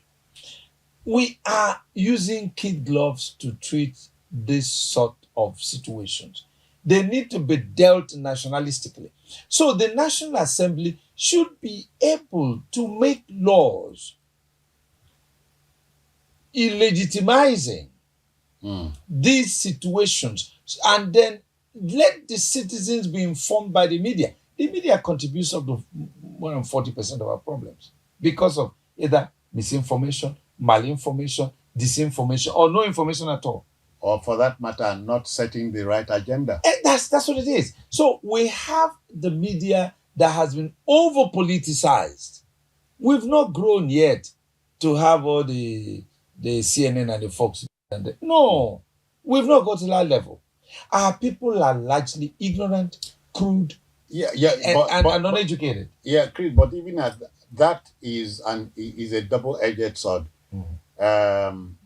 Yes, the owner of a media house wants to use the house to advantage, but the practitioner would rather elect to be more popular with the listenership or viewership to the exclusion of the fine ideals of the trade. Yeah, that's where self-censorship comes in. Okay. You self-censor yourself because you want to be popular. And I watch some news channels and I laugh at those practitioners because they will sink. They will definitely sink. The society will not forgive in the long run. And they'll be clapping for you now, eating amala with you. Look, soon you will see that they don't like you. Yeah, because when the regulator comes, you'll be standing alone. And nobody will back you up. Or when the enforcer, the DSS comes. Yes, you go alone. You are alone. The owner of the organization will deny you. Oh, yeah. You said was your opinion. I didn't say anything. So in taking this home, therefore, the Chinese national has been nabbed. Yeah. It should be tried. Well, first of all, they should be able to squeeze out the information from him, however they do it. I'm not one of those who start talking about human rights when a person like that, you want to get information from him.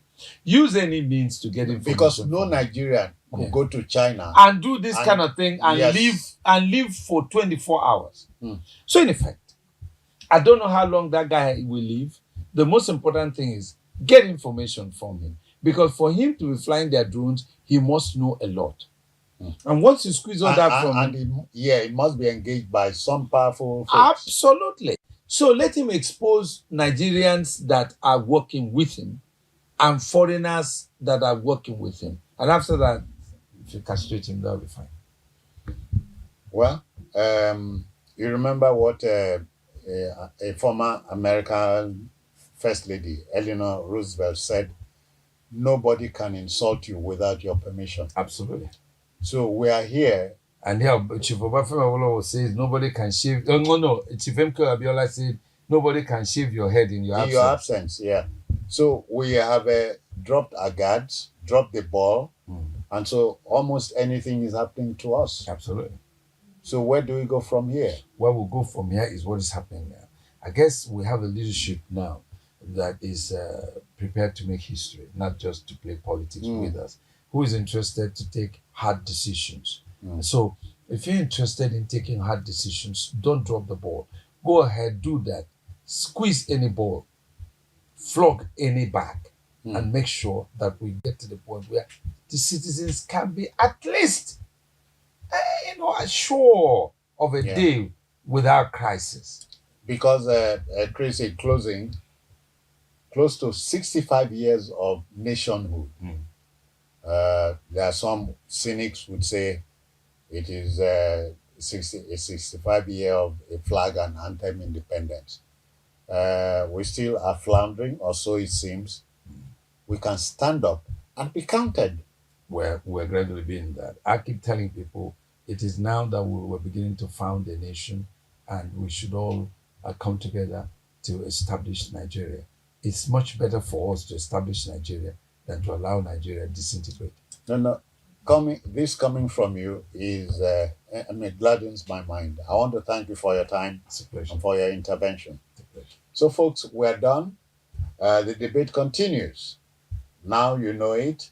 the military has intercepted a Chinese national who is found to have been aiding Boko Haram fighters by supplying drones and services, related services to them. So one day very soon, we'll call the bluff of Boko Haram. So bye-bye now. Thank you for your time.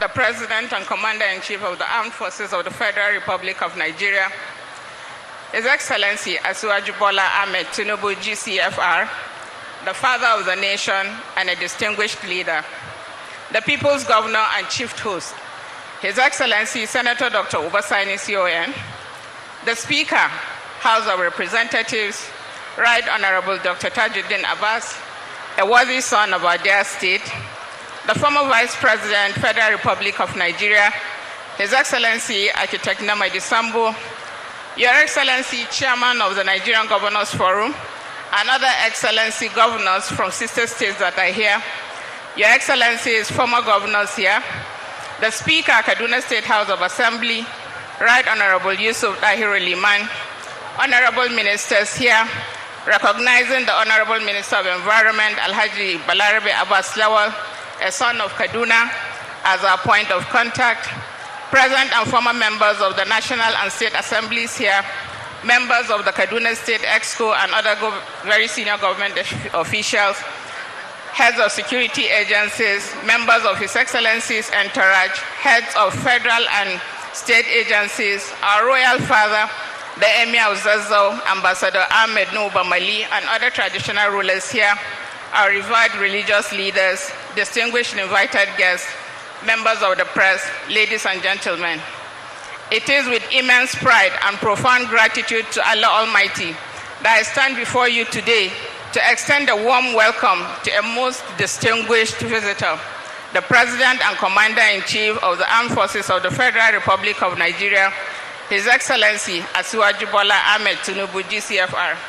Your Excellency, your presence here today is not only a testament to your unwavering commitment to the progress and development of our great nation, but also a reflection of your dedication and love for the people of Kaduna State. Today we gather to celebrate the commissioning of key projects that are pivotal to the continued growth and development of our dear state. These projects signify not just infrastructure, but the embodiment of hope, opportunity, and the relentless pursuit of a better future for all our citizens. They are the fruits of collaborative efforts between the federal, key partners, and the state government, and they stand as a symbol of our collective resolve to ensure that Kaduna State remains a beacon of progress in Nigeria. As we welcome you, Mr. President, we recognize the challenging times our nation has faced. We thank you for courageously refocusing our country and renewing people's hope in governance. Your leadership has inspired us to remain steadfast in our commitment to resilience, unity, and sustainable development. The projects being commissioned today are vital components of your administration's vision for a prosperous Nigeria. They not only enhance our infrastructure, but they will also create jobs, stimulate economic growth, and improve the quality of life of our citizens.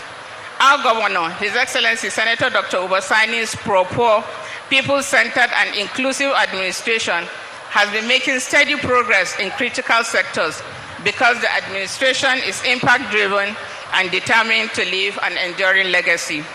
To all the esteemed guests who have joined us today, I extend a heartfelt welcome and convey our deepest appreciation for your continued support and commitment to our shared vision. Your presence here underscores the importance of collaboration across all levels of government and the civil society as we work together to build a brighter future for our state. As we embark on this momentous occasion, we take a moment to reflect on the journey that has brought us here. The commitment of our state government, the dedication of our hardworking citizens, and the support of the federal government have played critical roles in making these projects a reality. It is a testament to what can be achieved when we work together with a shared purpose and vision.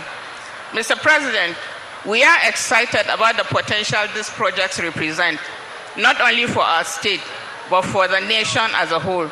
We believe that they will serve as a model for future initiatives demonstrating the power of strategic investment in infrastructure, fostering economic growth, and enhancing the quality of life of all Nigerians. I urge everyone to continue to work hand in hand with governments at all levels, ensuring that the vision of a prosperous, secure, and united Nigeria becomes a reality. Once again, Mr. President, we are honored by your esteemed presence in your state. I wish you a pleasant stay in the Center of Learning. Thank you very much, and welcome again to Kaduna. Thank you. Please let us give a bigger round of applause to Her Excellency, the Deputy Governor of Kaduna State, Dr. Hadiza Sabua Balarabi. Your Excellency, Mr. President, with your kind permission, may I invite for a goodwill message Professor Idris Bogaji, the Executive Secretary of the National Board for Technical Education. Please let us give him a round of applause. Professor Idris Bogaji.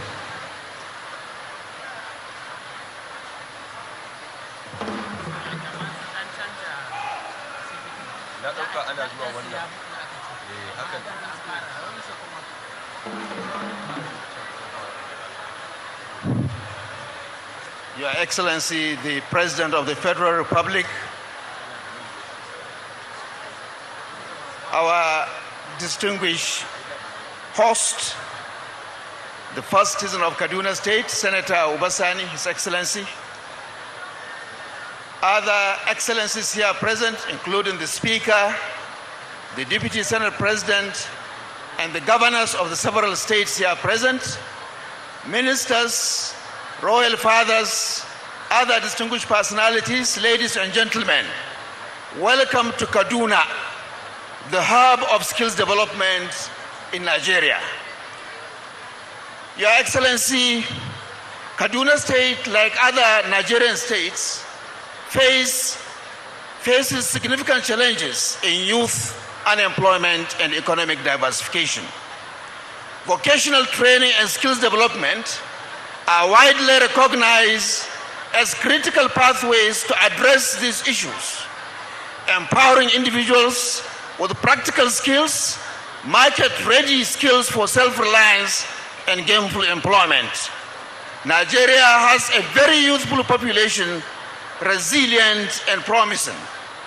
The Kaduna State government, under the visionary leadership of His Excellency Governor Obasani, has demonstrated a strong commitment to this agenda right from day one, with initiatives like the establishment of the 3 skills institutes commissioned today by His Excellency Mr. President, and the remodeling of the Panteka market into an industrial hub. Panteka is the largest informal sector in the whole of Africa. Private sector involvement and partnerships are also playing a crucial role. The National Board for Technical Education is fully in support of these initiatives. With these interventions, Kaduna is now leading other states in Nigeria in skills development. It is the only state, along with one other, to have a state council on skills chaired by His Excellency the Governor. The NBTE wishes to assure His Excellency that we are going to give strong commitment to the development of these 3 institutes spread across the 3 senatorial districts. We shall do this by providing demand-driven curricula and occupational standards. We shall also provide qualified instructors, development partners, donor agencies, and foundations like GIZ, DFID, MasterCard Foundation, etc. There is also a plan to set up a state skills development fund. Let me use this opportunity to congratulate His Excellency the Executive Governor of Kaduna State, Senator Obasani, CON, on this first of its kind skills development hub in the whole country. The entire polytechnics in Nigeria, the entire universities of technology in Nigeria do not have the kind of facilities and equipment housed in Rigachukun, Fadang, Kataf, and in Soba. This will go a long way in renewing the hope of youth in a very positive and sustainable way. I would also like to congratulate President Bola Ahmed Tinubu, His Excellency, for having a very dedicated disciple and promoter of your renewed hope agenda in Kaduna State through skills empowerment. I need to explain what I mean by a dedicated disciple. 10 years ago, a Nigerian leader made a statement. He said he belonged to everybody, and he said he belonged to nobody. As an engineer, I couldn't understand. I'm not a politician, sir. +1 -1 gives you 0. I couldn't understand that statement. Today, Your Excellency, Senator Obasani belongs to everybody in the state. There is inclusivity. The 3 institutes were established in all the three senatorial districts. So the external dimensions of his politics is he belongs to everybody. The internal dimension of Senator Obasani is he belongs to Mr. President. No shaking. There is no shaking on that. He belongs to everybody externally. Internally, Senator Obasani belongs to Mr. President. That's why I called him a dedicated disciple of the Renewed Hope agenda. May God bless Kaduna State under the able leadership of Senator Obasani, CON. May God bless the Federal Republic under its Jagaban, President Bola Ahmed Tinubu, GCFR. May God bless all of you. Thank you very much. Thank you. Please let us give a big round of applause to Professor Idris Bugaji, Executive Secretary of the National Board for Technical Education. Your Excellency, Mr. President, may I respectfully, with your kind permission, invite for the next goodwill message General Zamani Lekot, retired former military governor of Rivers State. Please let us give him a round of applause. General Zamani Lekot, retired.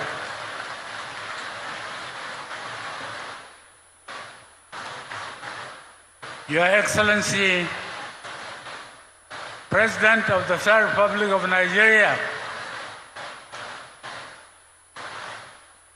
all the governors here present, permit me to stand on the established protocol.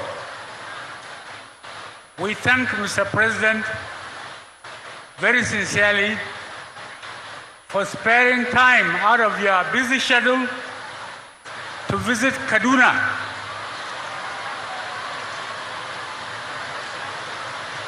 By virtue of which location, strategic location, is a mini Nigeria. What happens here affects some parts of Nigeria. You have spared time to come and see the nice job distinguished Senator Obasani, our executive governor, is doing. When he was sworn in 2023, Kaduna State, a very peaceful state, was in turmoil because of what he inherited. We want to thank Mr. President and your government for supporting him. And we congratulate him also for being a God-fearing leader. His sterling leadership qualities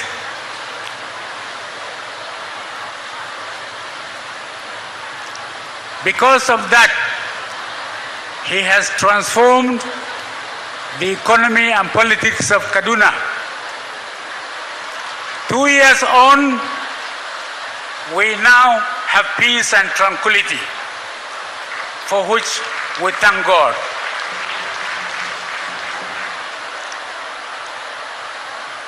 Last year, he shared 500 trucks of fertilizer to farmers, irrespective of tribe or religion. That is the kind of quality leadership he has. Against what his predecessor in office did, he established a council of elders to advise him. Last year we held 5 successful meetings. We are very, very, very proud of him. Kaduna State is lucky to have distinguished Senator Ubasani as a governor. Let's continue to pray for him so that God can guide him and grant him the courage to do what he is doing so well for the benefit of the whole state.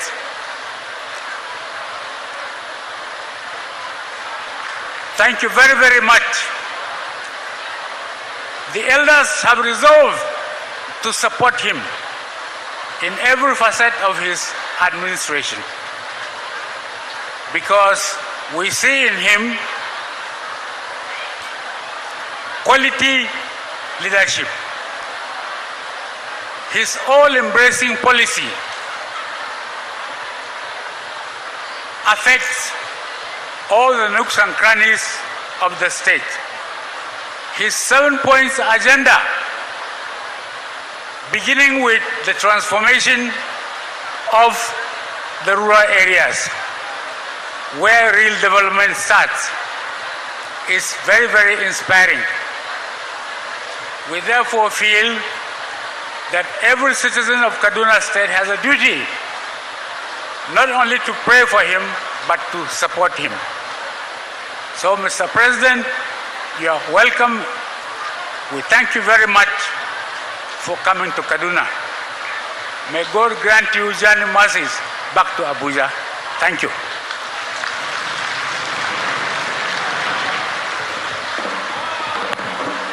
Thank you, sir. Your Excellency, Mr. President, may I actually request your permission as I so invite the former Vice President of the Federal Republic of Nigeria, Architect Mohamed Namadi Sambo, GCON, as he so come for his goodwill message. Your Excellency, sir.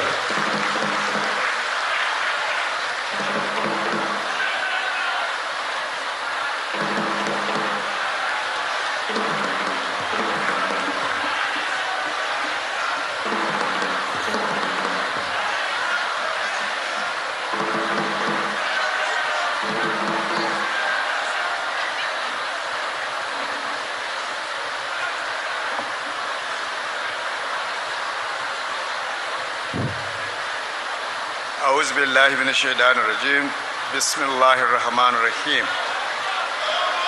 Your Excellency Bola Ahmed Tinubu GCFR, the President and Commander-in-Chief of the Armed Forces of the Federal Republic of Nigeria, Your Excellency the Deputy Senate President, Senator Barrow Jibrin, Your Excellency, the Right Honorable Tajuddin Abbas, GCO and Speaker of the Federal House of Representatives, Your Excellency, the Executive Governor of Kaduna State, Senator Ubasani CON, and the Executive Governors of Imo, Kwara, Ogun, Nasarawa, and Edo States. Her Excellency, the Deputy Governor of Kaduna State, distinguished senators and honorable members of the National Assembly here present, the Speaker and members of the Kaduna State House of Assembly, honorable ministers, Secretary to the Government, Secretary to the State Government, and members of the State Executive Council, Assalamu alaikum. Your Excellency, the Emir of Zazzau, Ambassador Ahmed Momali, and the Chairman of the Kaduna State Traditional Council. Your Excellency, Mr. President, I am profoundly grateful to Almighty Allah for permitting us to gather on this historic occasion of your kind visit to Kaduna State for the commissioning of various legacy projects, and particularly your commissioning of the new 300-bed hospital. Today we celebrate the fulfillment of a vision that began in 2009 and now stand ready to serve our people. 16 years ago, as Governor of Kaduna State, I confronted a painful reality. We had fewer than 3,000 beds, hospital beds, for more than 6 million people. And at the same time, Kaduna Metropolis lost an 800-bed hospital when the Ahmadu Bello University Teaching Hospital moved to Shika in Zaria. Many families were forced to seek specialist treatment outside Kaduna State and abroad at great emotional and financial cost. Acting on a rigorous feasibility study, we secured $45 million from the Islamic Development Bank, devoted solely to cutting-edge medical and non-medical equipment from the Islamic Development Bank, in addition to local investment of about 5 billion naira for the civil works. Our goal was simply to deliver world-class tertiary healthcare facility at home and stem the tide of outbound health tourism. Progress stalled after my tenure. 5 additional years of my party's administration and 8 more of its successor could not translate funding into completion. It took the arrival of His Excellency Governor Ubasani, progress stalled after my tenure, and 5 additional years of my party administration and 8 years of its successor could not translate funding into completion. It took the arrival of His Excellency Governor Ubasani, armed with political will and an unyielding deadline, to mobilize contractors, clear bottlenecks, and finish what others could not achieve in 13 years, completing the project in just 24 months. Your Excellency, the good people of Kaduna State and the entire nation salute your exemplary leadership. Your Excellency, sir, with your permission, I would like to describe His Excellency, Senator Ubasani, as the master of projects. Where all governors fail, he has done it. Congratulations, Your Excellency. I would like to seize this singular opportunity to extend our deep appreciation of the gracious approval today of Mr. President to add a new cancer center in the Bola Ahmed Tinubu Special Hospital. Thank you, Mr. President, and congratulations. I would also like to acknowledge the Islamic Development Bank for its confidence in financing Africa's largest health ijara of its time. The Federal Ministry of Health, the Federal Ministry of Finance, and our domestic banks for vigilant oversight, the project consultants and contractors of the technical excellence, and above all, the resilience of the people of Kaduna State, whose patience never faltered. Mr. President, and Your Excellency, sir, by consenting to commission the hospital, you affirm our national resolve to reverse outbound medical tourism where billions of US dollars are lost to realize the health-related sustainable development goals on the Nigerian soil. May this institution heal bodies, inspire minds, and remind us all that visionary ideas, though delayed, are never denied when leaders like our President Bola Ahmed Tinubu and our dear Governor act on courage and continuity. Thank you, Mr. President. Your Excellency, this project is lined with your administration's renewed hope agenda, and the obvious major challenge of this project will be the need to have a constant and continuous electricity power supply. However, there is a low-hanging fruit. A 250 megawatt thermal power plant, which is almost 95% completed and has been abandoned for over 10 years. The associated 330, 132, 33 kV substations have all been completed.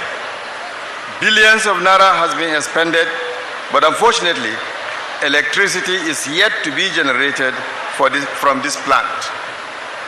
It is in this regard that I am seizing this singular opportunity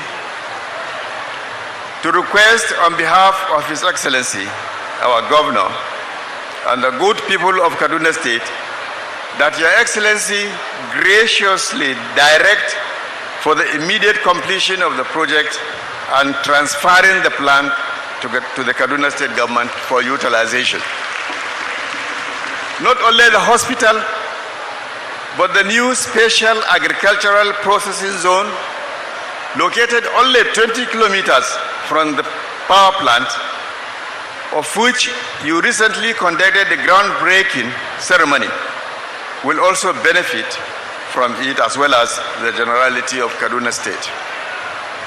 I would like to borrow the statement of the Right Honorable Speaker, His Excellency Tajuddin Abbas, during a recent national address at the joint session of the National Assembly, that if there is anybody to solve the electricity power problem in Nigeria, it is you. With these short remarks, I would like to thank you, and may God bless Kaduna State and the Federal Republic of Nigeria. Amen. Assalamu alaikum.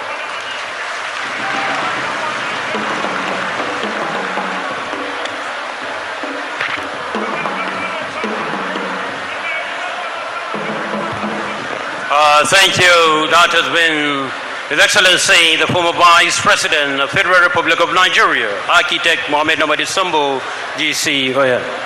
With your kind permission, Your Excellency, Mr. President, Your Excellency, the Governor of Kaduna State, the Speaker, House of Representatives, and the Deputy Senate President, adopting the already existing protocols, it's time I invite for the next goodwill message, a custodian of our culture, our tradition, and of course our heritage.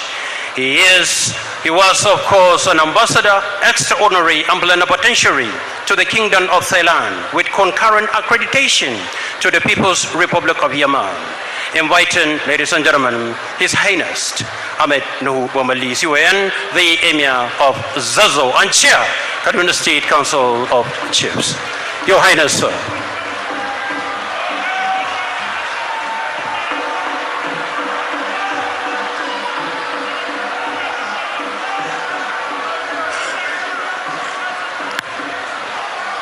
أعوذ بالله من الشيطان الرجيم بسم الله الرحمن الرحيم. Your Excellency, Mr. President Bola Ahmed Tinubu, GCFR, Your Excellency, the Governor of Kaduna State, Senator Obasani, Excellencies, the former Vice President, Architect Mohammed Nawad Sambo, the Right Honorable Speaker of the House of Representatives, Abbas Tajuddin Ianzozo, and ministers, governors, and our National Security Advisor, traditional rulers, ladies and gentlemen, Assalamu alaikum. Mr. President, I don't have any suitable phrase, to express how delighted we are here in Kaduna State for this very, very important visit to our state. Just 2 months ago, your wife, Her Excellency, was in Kaduna to acknowledge and also support, the good work our governor is doing in Kaduna State.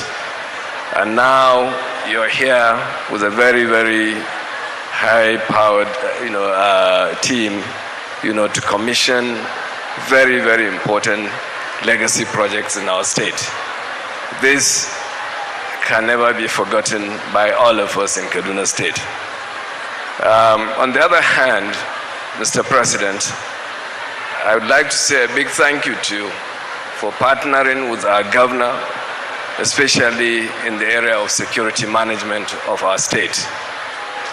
Since the coming of our governor, we have seen radical departure from what was happening in the state in the area of security. We have seen peace, returning to different parts of the state, especially two local government areas here in the north. That is Giwa local government and Igabi local government, which used to be no-go areas. And equally, in the southern part of the state, peace has returned. Because we just came back from Morwa, a few days ago, without, having to take, security, to follow us to that region. So thank you very much, Mr. President, for this gesture. Let me also take this opportunity to say a big thank you to you also on behalf of all traditional rulers in this country, because of the, way you appreciate us, you acknowledge us in every, respect. So we say thank you to you, and thank you to your government, for this gesture. Finally, I'd like to say thank you on behalf of all the people, of our emirates and chiefdoms in Kaduna State, for being there for us. We can see the strategic partnership in the area of agriculture with Kaduna State. Everybody has gone back to the farm. So we say thank you, to our governor for that visionary approach in this area. And with collaboration with the federal government, Federal Ministry of Agriculture, I would also like to say thank you to the ministers there for always, coming here to support our governor and government of Kaduna State. So thank you very much, Your Excellency, and all other members of your delegation for coming to Kaduna once again. Thank you, sir.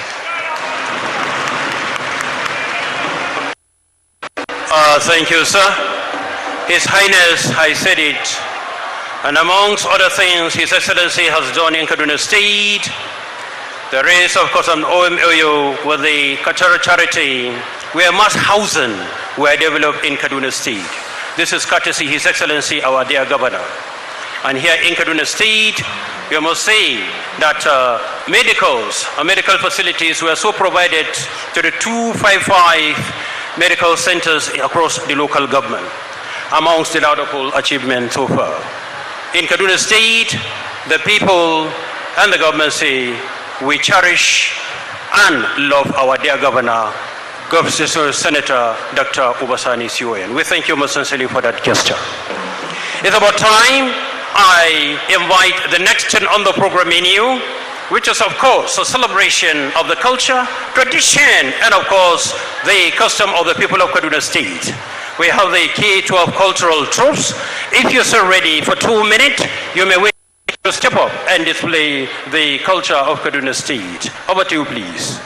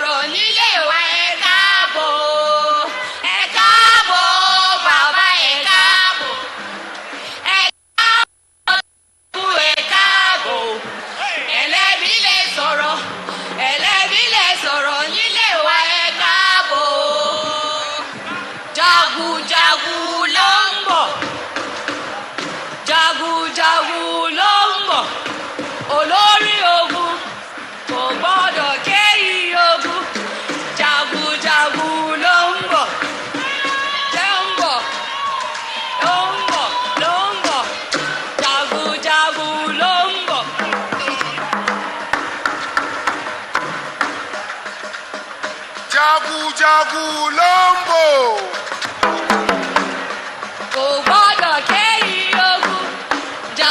Jagu lombo, Baba. Lombo.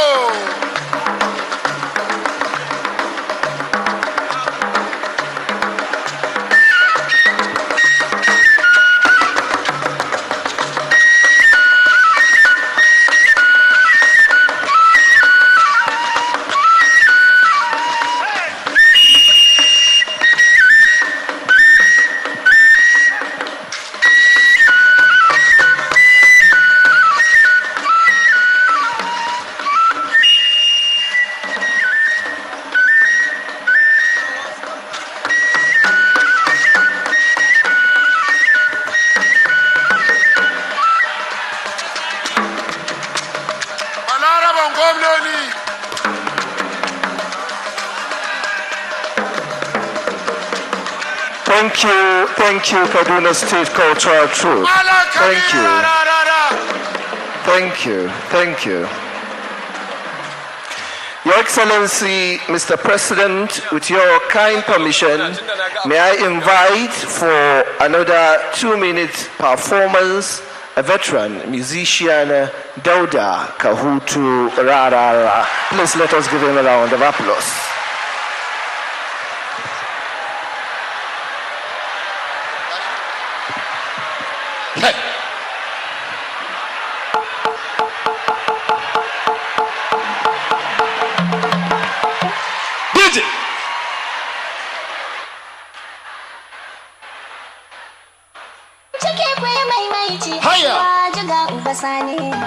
Haya kai. Haya. Maganar malam Ubasani, gwamna Ubasani, ƙarya ta samu mazauni. Mudu da mauni, mai rini ya tana da shuni. Tsarin a yi harni, ku amsa kiran malam Ubasani. Tun kan ku yi rauni, ba dan kauye da na birni. Gwamna Ubasani, ga bakin gagarin rani. Ubasani mai kwana aiki wanda ya dau maki telan ya san dinki na ruwan sarki shi wancan sai raki musa sai doki ga sabon sa na kila tau abu su tabu na Kaduna kun san ya fi kula san magala ya dauko ya sagala gwamna Ubasani ake magana in ji zani kila daga asuwa ga Ubasani mudu da mauni ga jama'ar kauye da na birni mun tattara harni Kaduna tuta yin Ubasani kai ne da mazauni ina mahadin gyauto da mayani an sallama karni to malam Ubasani gyara zama kan ya raba su bugin cikin ka zama ashe da irado ya fito da duma da tuta yin maka so kurin kaiwa suna ta farin cikin ka zama ga Ubasani ga Asuwaju Kaduna muna makamar haba Asuwaju fara ta kammala an suturta su danju wanda mun kyale wasu dan lawan su yi waju marhaban da zuwan kafarin wata Asuwaju barka da zuwan ka cikin jiha Asuwaju a fada a cika da farin shirya Asuwaju ya sauka Kaduna da farin gwamna na Kaduna na mai hana tsaya kusurin takin magona tarin mabiyana a huwan barkan kwada kwana tarin magiya ku bar sa a can layin sashana san gagar kwana sanadin waka ta gwana omologo na ce omologo omologo na ce omologo APC dai tutayim dai sai maimaici komai daidai sai no shaking dai sai no canji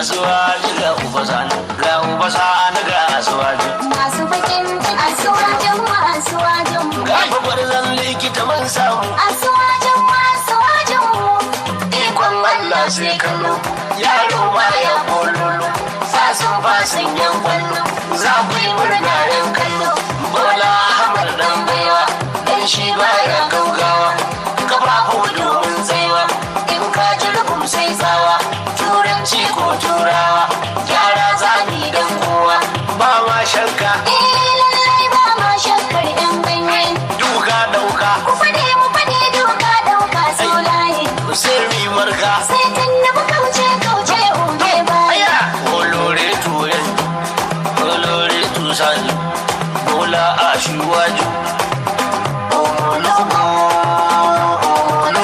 ashuwaju omologo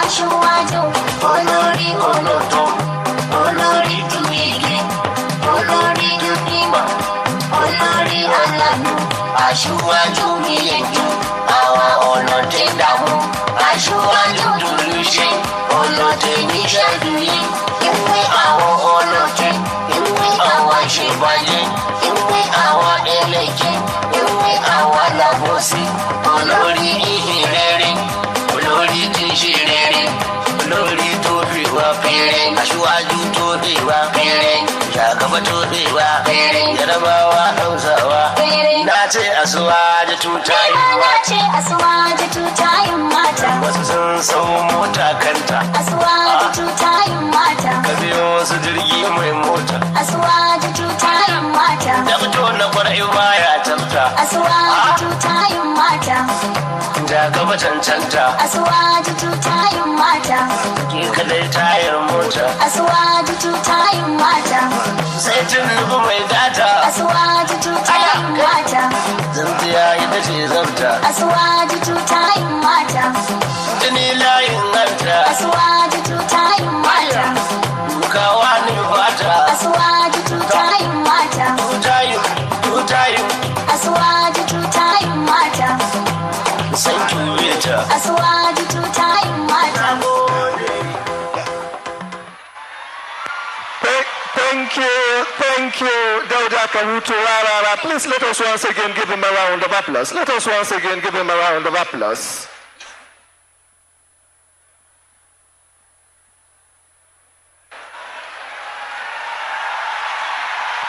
This is humility of Mr. President.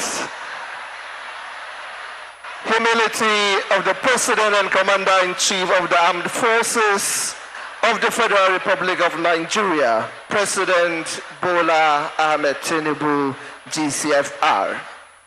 Your Excellency, Mr. President, Kaduna State, by the special grace of God, on the 29th of May 2023, the people of the state elected His Excellency Senator Ubasani, CON, as their governor. 2 years ago, after emerging as the governor of Kaduna State, His Excellency Senator Ubasani have done what a lot of other governors have not done in the history of our state. Your Excellency, today, by his virtue of good leadership, places that cannot be accessed, like Birnungwari, can now be accessed in 24 hours of every week, of every month, and of every year. Today, the Southern Kaduna, that a lot of people used to take that have been marginalized, is now included in every hem of affairs in Kaduna State. Today, His Excellency Senator Ubasani is building more than 750 kilometers of roads in every of the 23 local governments of Kaduna State. Today, students in Kaduna State have had their tuition fees reduced. Today, every family in Kaduna State is happy because of the good leadership of His Excellency Senator Dr. Obasani, CON. Your Excellency, Mr. President, with your kind permission, may I invite for his remark the People's Governor, the Rural Transformer, the Development-Oriented Governor, the Champion of the Underserved and the Less Privileged, Doctor of Entrepreneurship Honoris Causa, award-winning Best Governor in Nigeria, His Excellency, Senator Dr. Obasani, Commander of the Order of the Niger. Please let us give His Excellency the Governor a very big round of applause.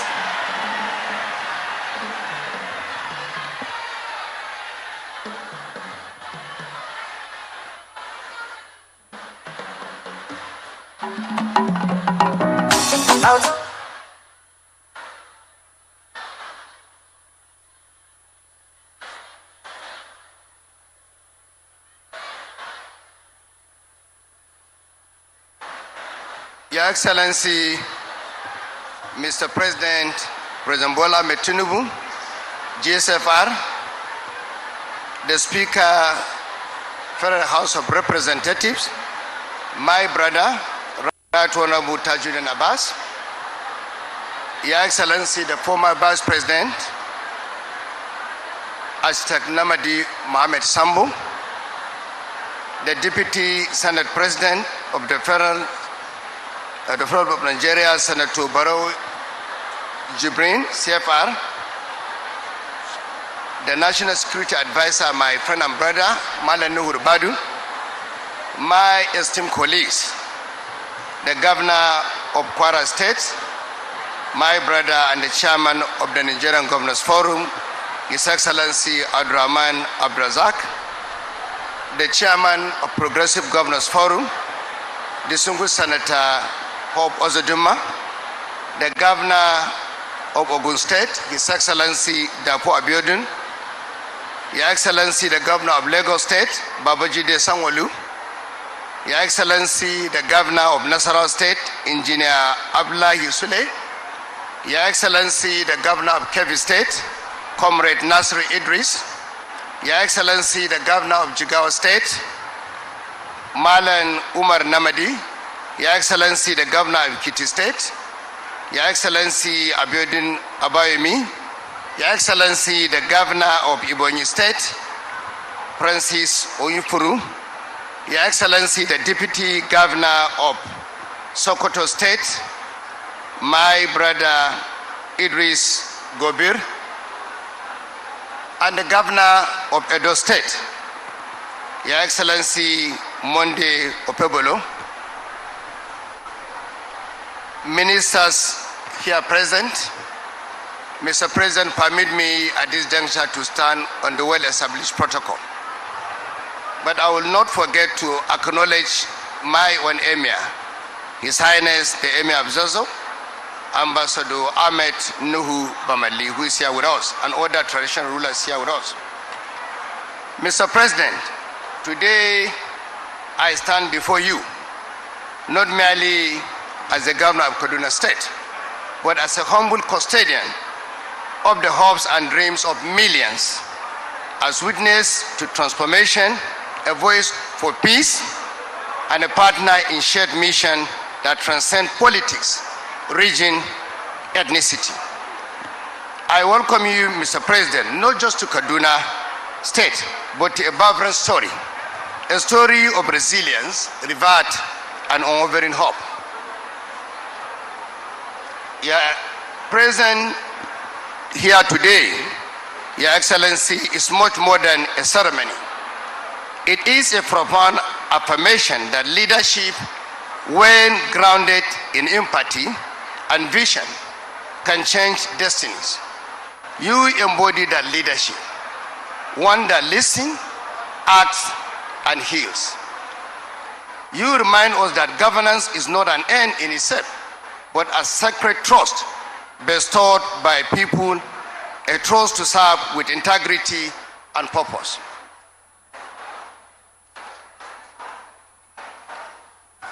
For every farmer who once abandoned his fertile land out of fear, for every child who now walks safely to school, for every mother who can access health care without worry, and for every youth who dares to dream again.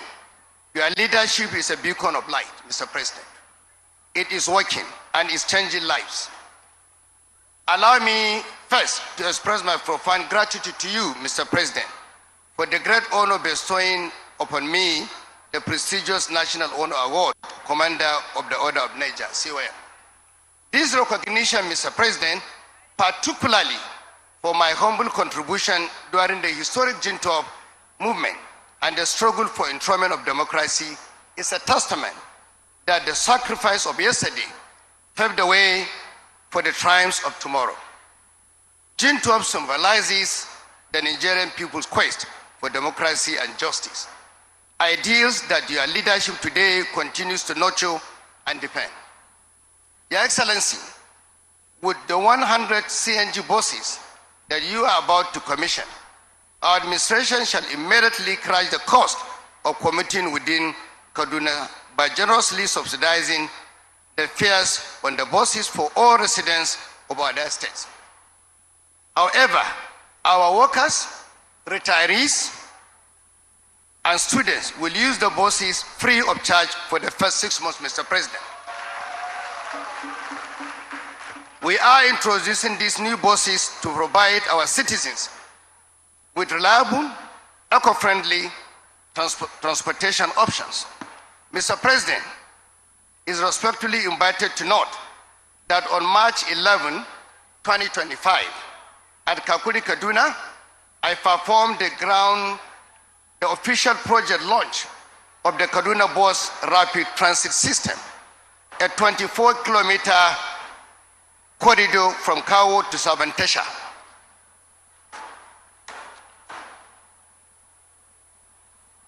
From Kawo to Sabantesha, groundbreaking for the construction of Southern Terminal, an ultra-modern central motor park that will serve as a vital hub for our transportation network. The Kaduna Bus Rapid Transit, which is the first of its kind in northern Nigeria and the second in Nigeria after Lagos, marks a significant milestone in our commitment to enhancing public transportation, fostering sustainable urban development, and improving the quality of life of our citizens. It is my hope that Mr. President will again do us the honor of coming to commission Kaduna Bus Rapid Transit Project when it is completed by the grace of God sometimes next year, Mr. President. Mr. President, Kaduna State is grateful to you for fully supporting the smooth implementation of our master plan on transportation. Through your words, you provided the sum of 100 billion naira in the 2025 budget of the federal government for the construction of the Kaduna Light Rail Transit.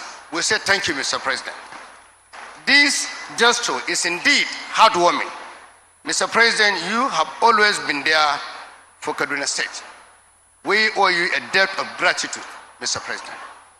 Kindly permit me, Your Excellency, to speak very briefly about the Institute of Vocational Training and Skill Development that you have just done us the huge honor of commissioning. Necessary steps have been taken to ensure that the institutes truly become a world-class and globally respected vocational training facility. Pursuant to this fact, the Kaduna State government has partnered with the National Board for Technical Education. This partnership will guarantee the issuance to graduates of the institute the National Skill Qualification Certification under the Nigerian Skill Qualification Framework, NSQF, recognized in the Federal Scheme of Service in Nigeria and internationally. NSQF is a system for the development, classification, and recognition of skills, knowledge, and understanding and competency acquired by individual according to industry standards. It is a globally recognized credentials that enhances the employability of graduates both within Nigeria and internationally. Additionally, the Institute offers certifications from renowned organizations such as Microsoft, Google, Cisco, and Huawei, further bolstering the credential of the trainees. In a bid to integrate traditional craftsmanship with modern vocational training, our administration has remodeled famous Panteka Market into Dumada, Kaduna, transforming it to a major center for skill acquisition and job creation. Engaging over 38,000 artisans, the reworked Panteka Market has become the largest informal skill acquisition hub in the whole of Africa, Mr. President, surpassing even the legendary Jokali in Kenya, which is now second to Kaduna. The remodeled Panteka offers training in carpentry, welding, painting, roofing, plumbing, and electrical work, to name but a few, providing artisans with opportunities to enhance their skills and improve their livelihoods. To oversee and coordinate the skills development effort, I have since inaugurated the Kaduna State Skills Development Council, which I personally chair. The council serves as the highest decision-making body for skills development in the state.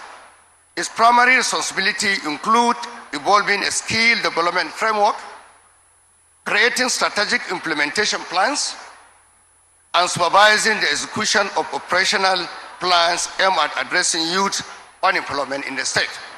The council formation underscores our administration's commitment to structured and sustainable approach to skills development. Your Excellency, Mr. President, like you already know, when we assumed office in 2023, Kaduna State was a state under siege. A land plagued by violence, banditry, and deep-seated mistrust. Our villages, once vibrant hubs of agriculture and culture, had become shadows of their former selves. Our highways, once arteries of commerce and connection, had turned into perilous zones where fear reigned. Investors seen only insecurity turn away, giving the promise of prosperity. But we did not surrender to despair. We understood that security is a foundation upon which all other progress depends.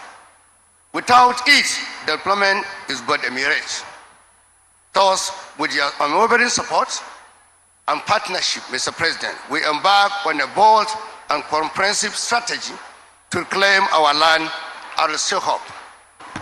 Our security framework rested on three pillars, Mr. President. Number one is strategic coordination.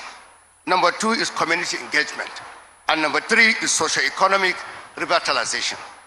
The administration's steadfast support was instrumental, Mr. President.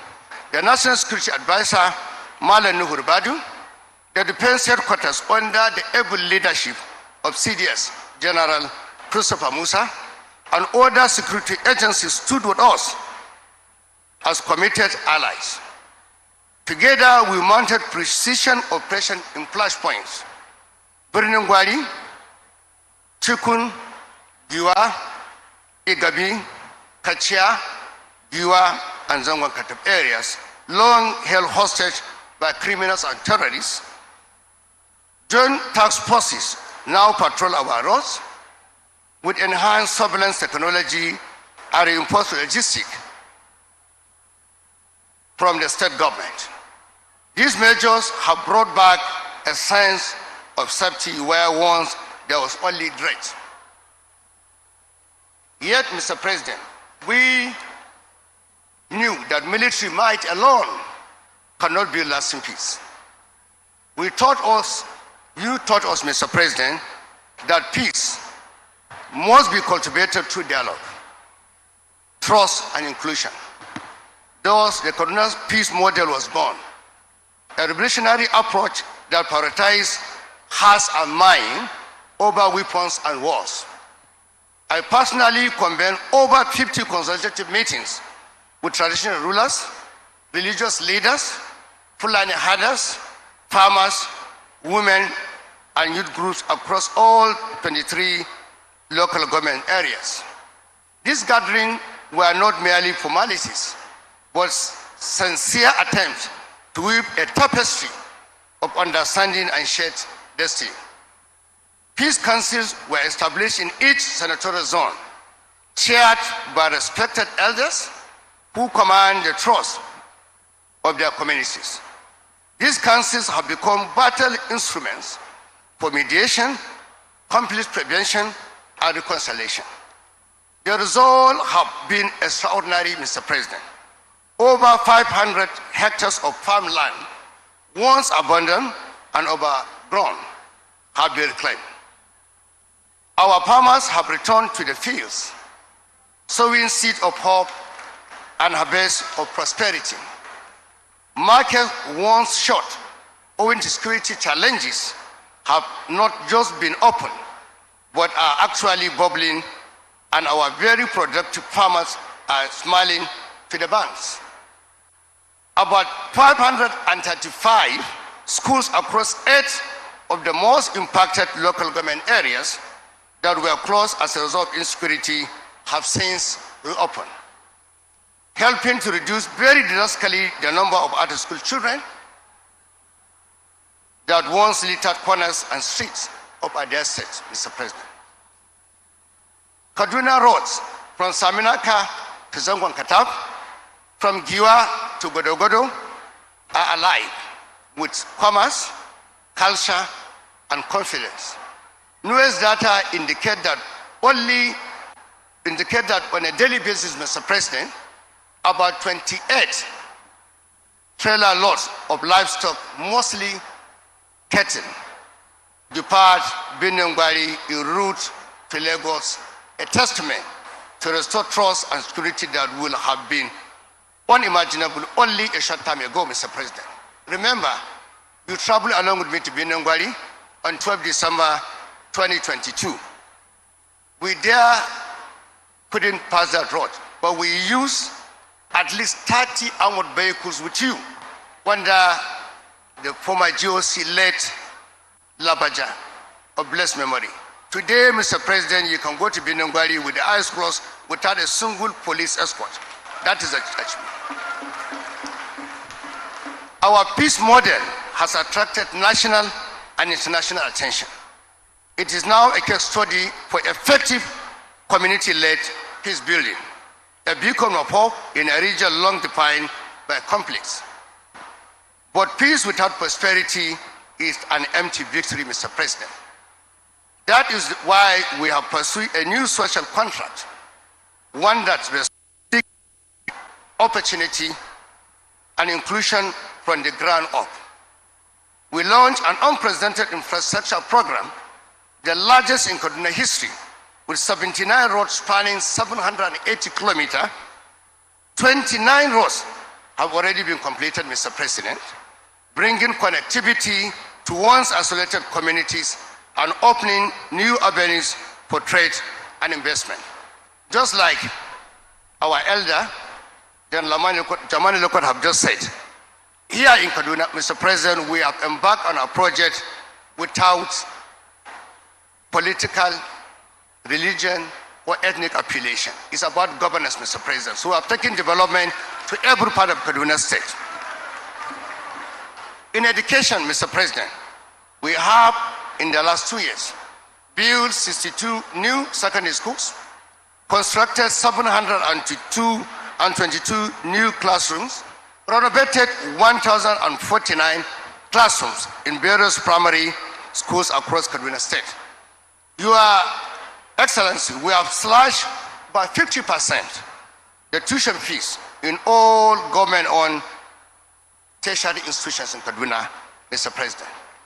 This singular factor has since led to an astronomical rise in the enrollment of our children in these schools, an improvement that reflects not statistics, Mr. President, but real lives of young people whose futures have been reignited. We have expanded access to finance with the support of an audacious executive order on financial inclusion. When I signed which I signed, Mr. President, in 2023, with a view to addressing the exclusion of a large portion of our population from financial services. Pursuant to this order, over 2.5 million unbanked citizens of Kaduna State have now been brought into financial services system in Kaduna State. These are farmers, artisans, traders, entrepreneurs, now empowered to save, borrow, and invest in their futures. Our financial inclusion strategy have also enabled us to develop a register of poor and vulnerable.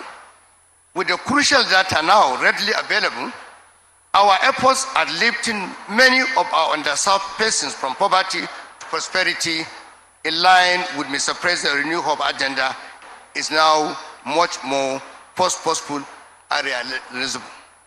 Healthcare has been transformed from a system of broken promises to one of functioning, accessible service. Over 1,100 primary healthcare centers are now operational in Kaduna State. 225 of the primary healthcare centers upgraded to level 2 status, the highest of these primary healthcare around the country, Mr. President. This means that every ward in Kaduna State now has an upgraded primary healthcare centers. In the same regard, an additional 16 high-volume general hospitals have been upgraded, remodeled, and equipped to centers of excellence.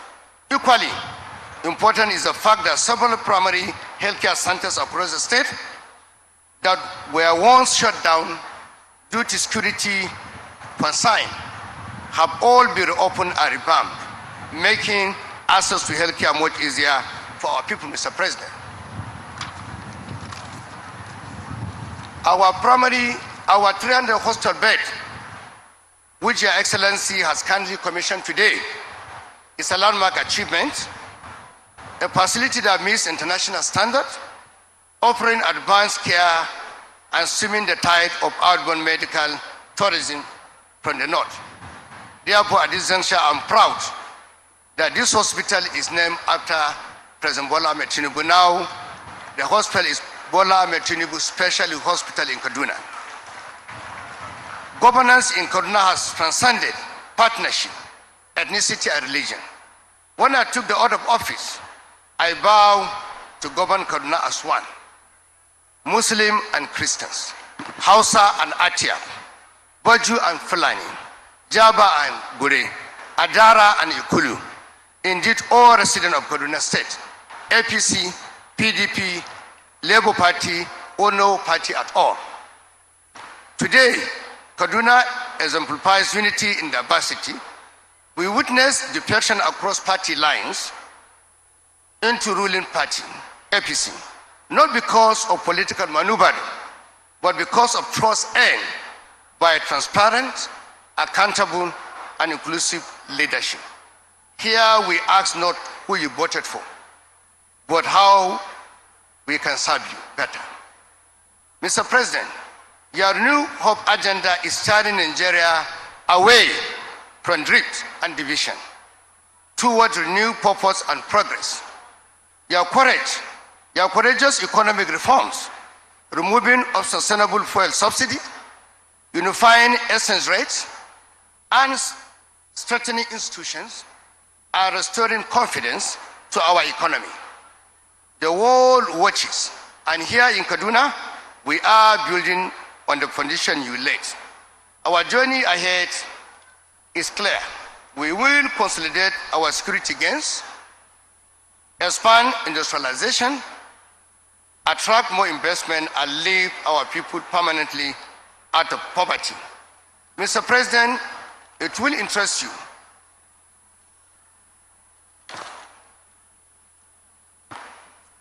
we will continue to be a beacon of accountability and openness and people-first governance, proving that governance can work when leadership is visionary and dedicated to service. Mr. President, Kaduna is more than a state. It is a macrocosm of Nigeria, diversity, challenges, and potential. It is testament to what can be achieved when courage meets conviction. We are not just building roads, schools, and hospitals. We are building trust, hope, and future where every Nigerian thrives.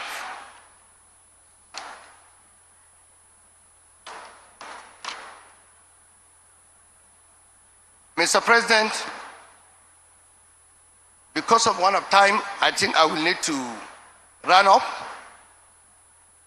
But before I do that, Mr. President, I want to seize this opportunity to say one or two things about what you've done.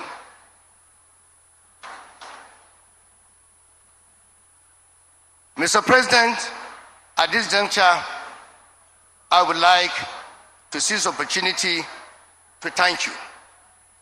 Thank you because what you've done in Nigeria, particularly in the area of infrastructure, has received a remarkable boost. The reconstruction of key highways, expansion of red lines, and the revival of Moribund project have rekindled economic activities across the north. In agriculture and agro-businesses, the President has empowered thousands of our farmers with inputs, irrigation facilities, and access to markets, catalyzing a new era of self-reliance and food security. We thank you, Mr. President. This is not just governance. It is a statesmanship. The North has been embraced by His Excellency, President Bola Ahmed Tinubu. We must not forget this. We must stand firm and united behind President Bola Ahmed Tinubu. His vision aligns with our aspiration, and his action speaks louder than the thousand promises. Let the North be the bedrock of this renewed hope, a strong, proud pillar for President who has stood by us in words and in deeds. Let us rise and say it boldly, Tinubu deserves our full support and backing, and we will not relent in supporting this great leader who has given so much, not just to our well-being today, but also to our future. On behalf of the grateful people of Kaduna State, Mr. President, I want to specially thank you for the appointments of some of my friends and brothers. Number one is the Right Honorable Speaker, Tajuddin Abbas. We want to say thank you for giving us this opportunity. I want to also thank you for the appointment of General Christopher Musa as number one military officer in Nigeria as a CDS. We want to thank you, Mr. President. I want to also thank you for the appointment of our minister, Balarabe Abbas, the minister.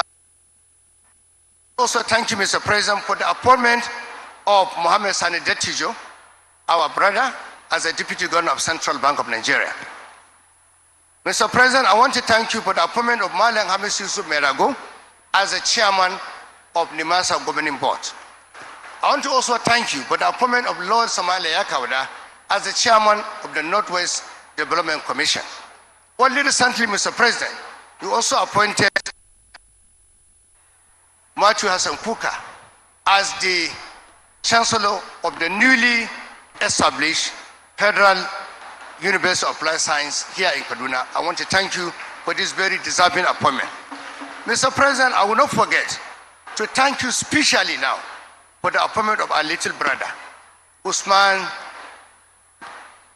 who is with you there, who is very, very loyal to us. Mr. President, you know, for you to appoint him at this very exalted position, there is no way we cannot thank you. The entire Kaduna people have asked me specially to thank you for the appointment of Usman Shugaba. Shugaba is someone we are really happy with his appointment. He's a very loyal officer, dedicated officer. All the youths here, Mr. President, are proud of his own appointment. I want to thank you, Mr. President. Finally, I want to thank you on behalf of the entire people of Kaduna State. May God bless Kaduna State. May God bless the Federal of Nigeria. May God bless our able and amiable President, President Bola Ahmed. Mr. President. The ABC, kariyar doki, kariyar lema. Thank you very much. And it will be His Excellency, the Executive Governor of Kaduna State, distinguished Dr. Sani CON. Your Excellency, without missing words, every one of us here will conclude, seeing the roll call of governors here present, the number of ministers here present, and other personalities here present, everyone will conclude that the relationship between Governor Obasani and other personnel here is cordial. Congratulations, our dear Governor. And of course, our Governor, we are proud of you because you matter on matters that matter Kaduna State. Let's celebrate our Governor, ladies and gentlemen, because in fact, you walk the talk. That is it. May I now, before they invite him for the nitty-gritty of today's occasion, I would like to invite a personality that will so move for the word of thanks. We call him Mr. Empowerment. Inviting Right Honorable Abbas Tajuddin, PhD, GCON, the Speaker, House of Representative, is coming out as he moves the word of thanks before moving to the nitty-gritty. You are welcome, Honorable Speaker.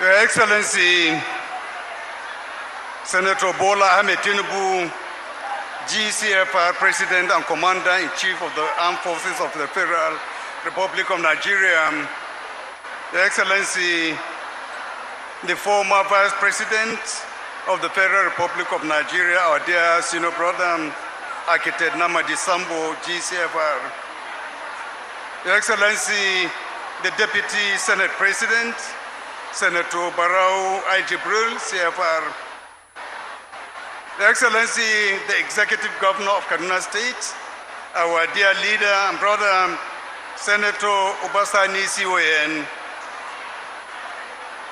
the Chairman of the Nigerian Governors Forum, the Chairman of the Progressive Governors Forum, our able governors present here, the Emir of Zazzau, who is also the chairman of the Kaduna State Council of Traditional Rulers. Your Excellency, please permit me at this juncture to stand on the already established protocol. I welcome Your Excellency to Kaduna State, a state that continues to play a critical role in shaping Nigeria's political direction and development priorities. Your visit today is timely and significant. It reflects a leadership that engages directly, listens attentively, and responds with action. We acknowledge with deep sympathy the loss of lives in Yelwalta, Benue State, and we commend you for responding not only through pronouncements, but also by your personal presence in Makurdi yesterday. Mr. President, Kaduna has long been at the center of Nigeria's national conversation, politically, economically, and historically. In 2023 election, the APC received over 30% of the valid votes in the state.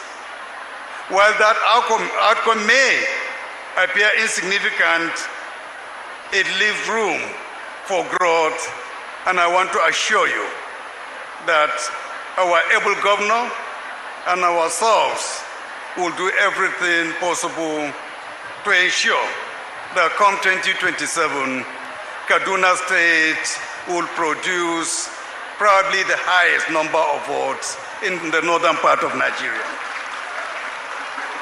Your Excellency, Kaduna has no reason to vote anyone else in 2027.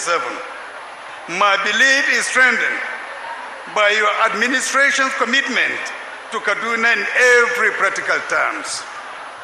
You have initiated a wide range of federal infrastructure projects that directly impact the state of Kaduna. Foremost among these is the reconstruction of the Abuja-Kaduna-Zaria-Kano Federal Highway, which was flagged off by Your Excellency in April and reinforced by substantial budgetary approval from the Federal Executive Council thereafter. Equally significant is the ongoing 2.8 billion Ajakuta-Kaduna-Kano gas pipeline project, which has reached 72% completion rate as at the end of the first quarter of 2025. We also acknowledge with deep gratitude your vow to complete the Ibadan-Abuja-Kaduna-Kano railway project, which will further reinforce Kaduna's role as a transportation hub in the northern part of Nigeria. Other significant projects under your administration include the recent establishment of the Federal Medical Center in Kafanchan and the Federal University of Applied Sciences in Kachia. For the people of Southern Kaduna, and indeed the whole entire Kaduna state, these developments are not merely about access to health and education, they are more importantly about federal presence, institutional recognition, and long overdue inclusion. In Zaria, we have also seen measurable progress made possible by your support and federal backing. Through consistent legislative engagement and collaboration with your administration, and with the absolute support of our able governor, the governor of Kaduna State, we have secured significant federal investment in institutions of higher learning. These include the upgrade of the Federal College of Education, Zaria, into the Federal University of Education. Support has also been strengthened for the Nigerian Institute of Transportation Technology, the Nigerian College of Aviation Technology, and the Ahmadu Bello University. Federal funding secured under your administration is helping to expand infrastructure, modernize their facilities, and increase their capacity to serve Nigeria more effectively. Mr. President, these are not abstract achievements. These are deliberate outcomes made possible through political will, budgetary support, and executive collaboration. Your Excellency, today, as you have commissioned a new set of transformative projects that will further enhance the lives of our people. These projects include the Institute of Vocational Training and Skill Development in Rigachikun, Soba, and Samorun Kataf, a 300-bed federal hospital in Kaduna City, and the 24 kilometers Kafanchan Township Road, the Tutumbiri Road, the 22 kilometers Kauru-Pambegwa Road, linking Kauru and Kubau local governments, the Vocational and Skill Training Center in Tutumbiri, and the launch of 100 compressed natural gas buses. These projects indeed speak for themselves. Collectively, they address real needs and will yield long-term benefits. More importantly, they also align with your renewed hope agenda of this administration. I must acknowledge the leadership of Governor Obasani. His focus on security, economic inclusion, and infrastructure has positioned Kaduna for sustained growth and development. The cooperation between state and federal governments is one of the reasons we are here today, celebrating results and fulfilling campaign promises. I thank His Excellency and his wonderful team. We thank our traditional and religious leaders for the wisdom and stability they continue to provide in our communities. We thank our security agencies for their vigilance and professionalism. We thank our party leaders, both at state and national levels, for remaining focused and organized. Above all, we thank the people of Kaduna State for their continued resilience, political awareness, and commitment to national development. Your Excellency, Kaduna remains committed not only to development but also to your continued leadership and the realization of the renewed hope agenda. Thank you, and I wish you continued strength and wisdom in your service to our country. May God bless you, Your Excellency. May God bless Kaduna State. May God bless the Federal Republic of Nigeria.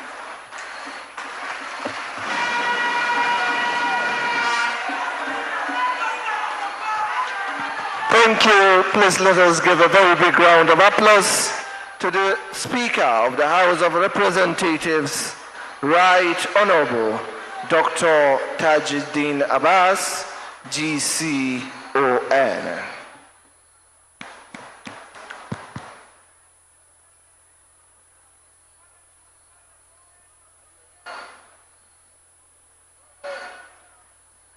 May I now respectfully invite for his remark His Excellency the President and Commander-in-Chief of the Armed Forces of the Federal Republic of Nigeria, President Bola Ahmed Tinubu, GCFR.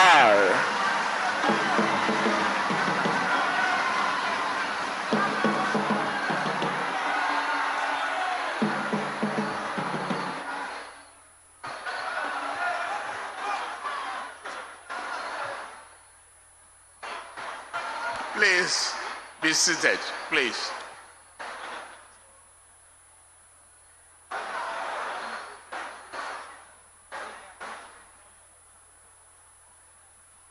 Your Excellency, Right Honorable Speaker of the House of Representatives, former Vice President, Architect Mohammed Namadi Sambo, and our nearest party member and the progressive governor of Kaduna State, and other governors here present. Let me first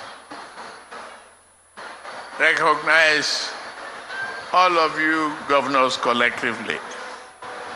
Thank you very much for the sign of solidarity, support, and unity that you brought about. Since yesterday, many of you are present in Benue, condoling and sympathizing with people of Benue. Today you are all here, and we've seen a governor, Obasani, an agent of change, stability, love, unity, and progress. Obasani has performed wonders and changed the environment from previous toxic, uncontrollable environment to a state of life, progress, and development. I say thank you, my comrade. Thank you very much. The Deputy Senate President, all the members of National Assembly here present, members of the Federal Executive Council here present, Deputy Governor of Kaduna State, former governors here present, National Security Advisor, Speaker and members of Kaduna State House of Assembly, to all of you, the well-wishers of Kaduna, including our cultural entertainer, all the Chief Justice and members of Kaduna State Judiciary, His Eminence Ahmed Nuhu Bamali, Emma of South. Thank you for your love, commitment, and sincerity in supporting the development of this country, unity and stability in our nation. All other royal fathers here present, senior government officials, our party faithfuls, business communities, religious leaders, gentlemen of the press, invited guests, ladies and gentlemen. I am pleased to be back here in Kaduna State. I share a very long-standing and meaningful connection throughout my journey in life, in politics, business, and the pursuit of democracy and fundamental rights. I have the privilege of working alongside Kaduna, many distinguished sons and daughters. Today, many of you are present here, many of you are not here. Let me use this opportunity to correct an omission. Some of those people that I missed out during the June 12th broadcast in the National Assembly is Kone Dangiwa. Today, let me correct that by honoring him with national recognition of CFR.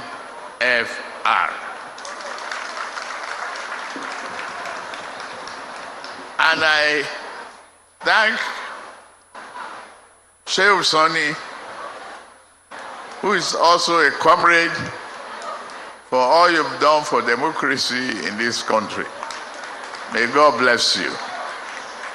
Where you deserve the CON.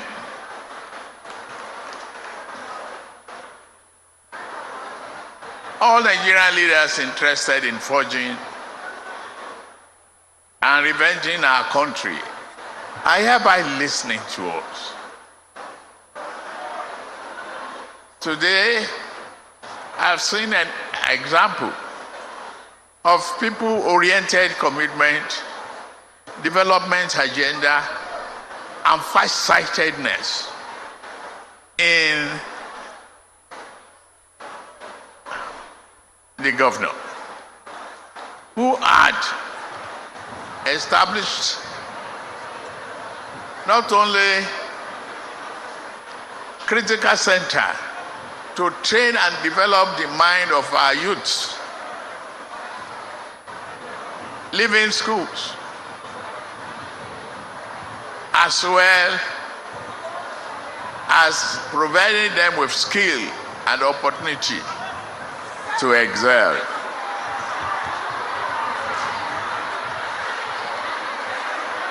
Leave him alone.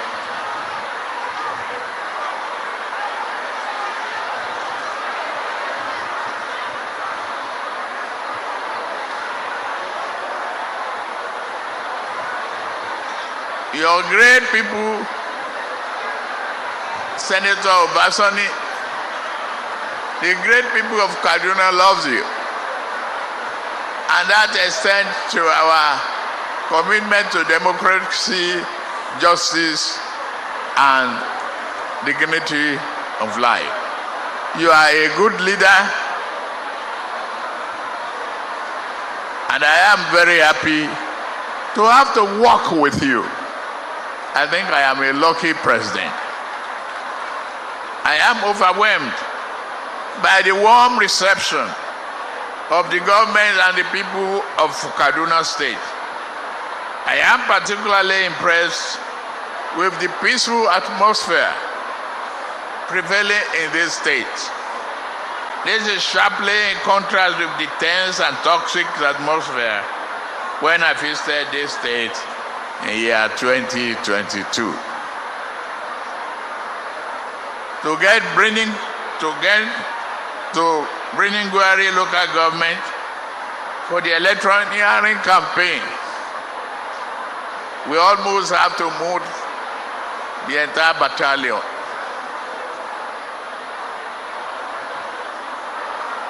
I have it on good authority that you can move to Gwari today around midnight without fear of attack. Peace is the hallmark of development. That's why you are able to channel a vision that is sharp and yielding results. Thank you, Governor, for a good job you are doing. I'm proud to say that Kaduna is rising again, and we will work with you. For this, in every aspect of your developmental agenda, we will do everything to ensure that we achieve the vision of progress, prosperity.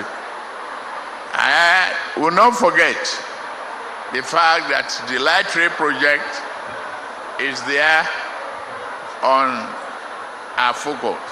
We are focusing on that. We are going to do it, and we do it together.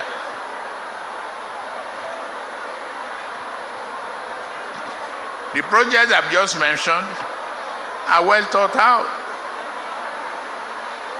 What you have been doing is laudable for this country.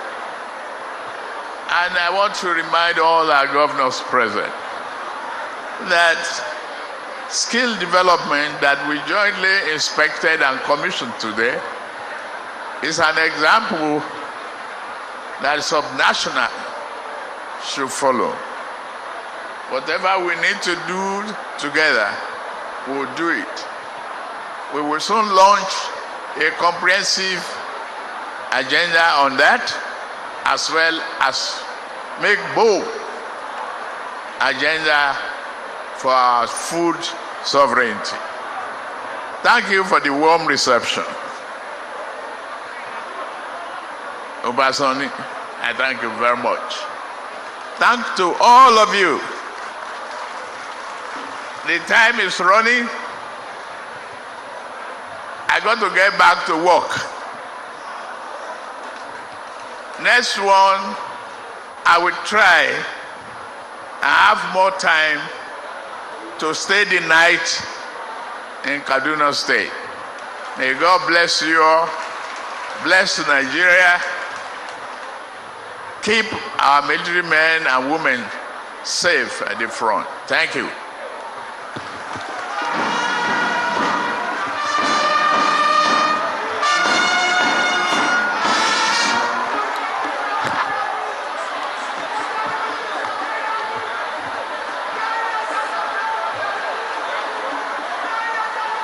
Hello.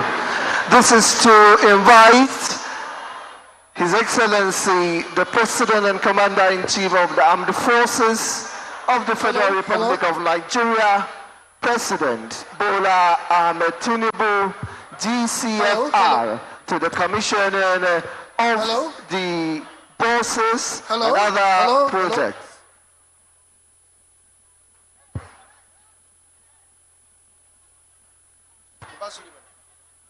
Bend down for them to take.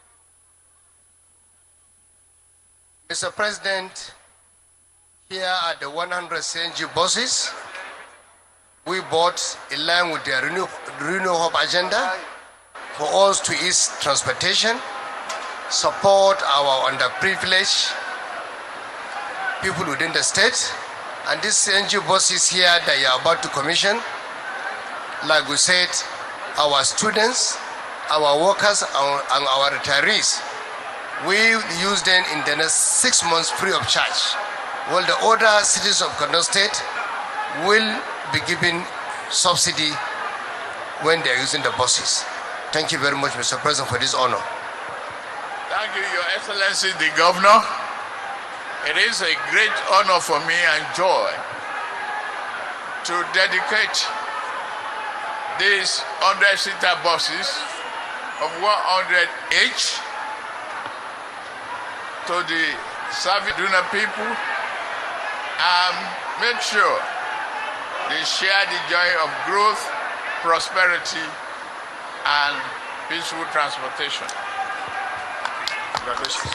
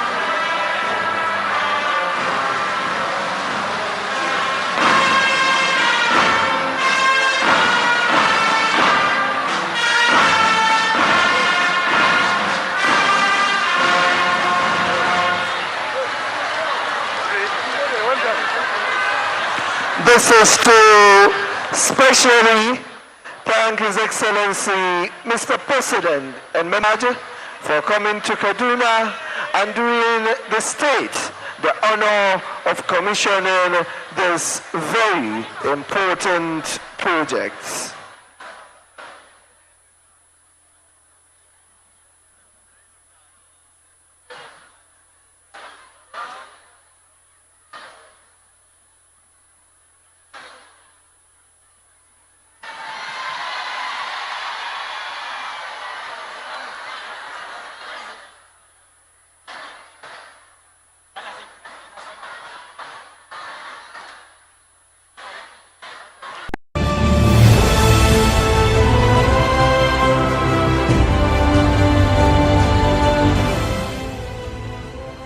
Here is a great offer you cannot afford to resist from the BC Olatilo Show, BOS and Biscon TV. Grand Masters in event coverage, production and packaging. Full post-event packaging and broadcast of your events days after with 2 repeats. You can watch the events all over from the beginning to the end in the comfort of your homes and offices, while you can also alert others too. Those planning birthday parties, weddings, burials, coronations, convocations, political campaigns and conventions, as well as corporate events, can cash in on this new way to build a credible, long-lasting archive for their events. Contact BOS and Biscon TV for the coverage of your parties, events, projects, and packaging of documentaries and political rallies. Call 0802 357 0075, 0803 390 1756, and 0802 615 4574.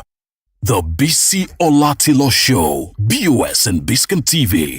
The Grand Masters of event coverage, production and packaging for over 23 years consistently and still counting. Afe Babalola University, Ado-Ekiti, Abuad, is a private university located in Ado-Ekiti, Ekiti State, Nigeria. It was founded by lawyer and philanthropist Are Afe Babalola, SEN, OFR, CON in 2009. The university offers academic programs in the colleges of sciences, law, engineering, social and management sciences, medicine, health sciences, pharmacy, as well as postgraduate studies. It was recently ranked Nigeria's best university by the Times Higher Education Impact Rankings, the only global performance table that appraises universities across the world against the United Nations Sustainable Development Goals. Afe Babalola University, Ado-Ekiti, Abuad, which has a student population of about 8,000 from all parts of the country and the world, is the fastest growing and most sought-after citadel of higher learning around the world. The Abuad multi-system, ultra-modern, multi-billion-dollar highly equipped hospital is the best in Nigeria and sub-Saharan Africa. The 400-bed Abuad multi-system hospital undertakes open-heart surgery and attends to other critical health problems. With a total of 20,000 employees, mostly professionals in the Abuad workforce, Are Emmanuel Afe Babalola is easily the highest employer of labor in Ekiti State after the Ekiti State government. Abuad is the most inclusive academic community where everything works seamlessly. 24-hour electricity, zero tolerance for strike, and a very conducive atmosphere for academic work. On Thursday, the 20th of October 2022, Afe Babalola University, Ado-Ekiti, Abuad, had its 12th anniversary and 10th unbroken convocation lecture with the theme, The Place of Education in a Crisis Reading Nigeria. The program was held at the Alpha Belgore Multi-Purpose Hall of the institution. Afe Babalola University is a brainchild of renowned legal luminary, enigmatic leader and iconic Are Afe Babalola, CON, OFR, SEN. The guest speaker was Chief Michael Zekome, OFR, CON, SEN, a leading constitutional lawyer and human rights activist. The program started with a recitation of the national anthem, followed by the university anthem. Some of the high-profile personalities that graced the occasion were His Excellency, former President Olusegun Obasanjo, Are Afe Babalola, the founder of Abuad, and his wife, Yeye Are Modupe Babalola, Professor Tunde Adeniran, Pro-Chancellor of Abuad, Engineer Segun Oni, former Governor of Ekiti State, Professor Peter Okebukola, former Executive Secretary, National Universities Commission, NUC, and Member Board of Trustees, Afe Babalola University, Abuad, Professor Mrs. Maranda Olarinde, Vice Chancellor, Abuad, Bishop Felix Femi Ajakai, Bishop of the Catholic Diocese of Ekiti, among many others. The welcome address was delivered by the Vice Chancellor, Professor Mrs. Maranda Olarinde. Distinguished ladies and gentlemen, it is my absolute honor and great pleasure to welcome you all to the 10th Convocation Lecture of the great Afe Babalola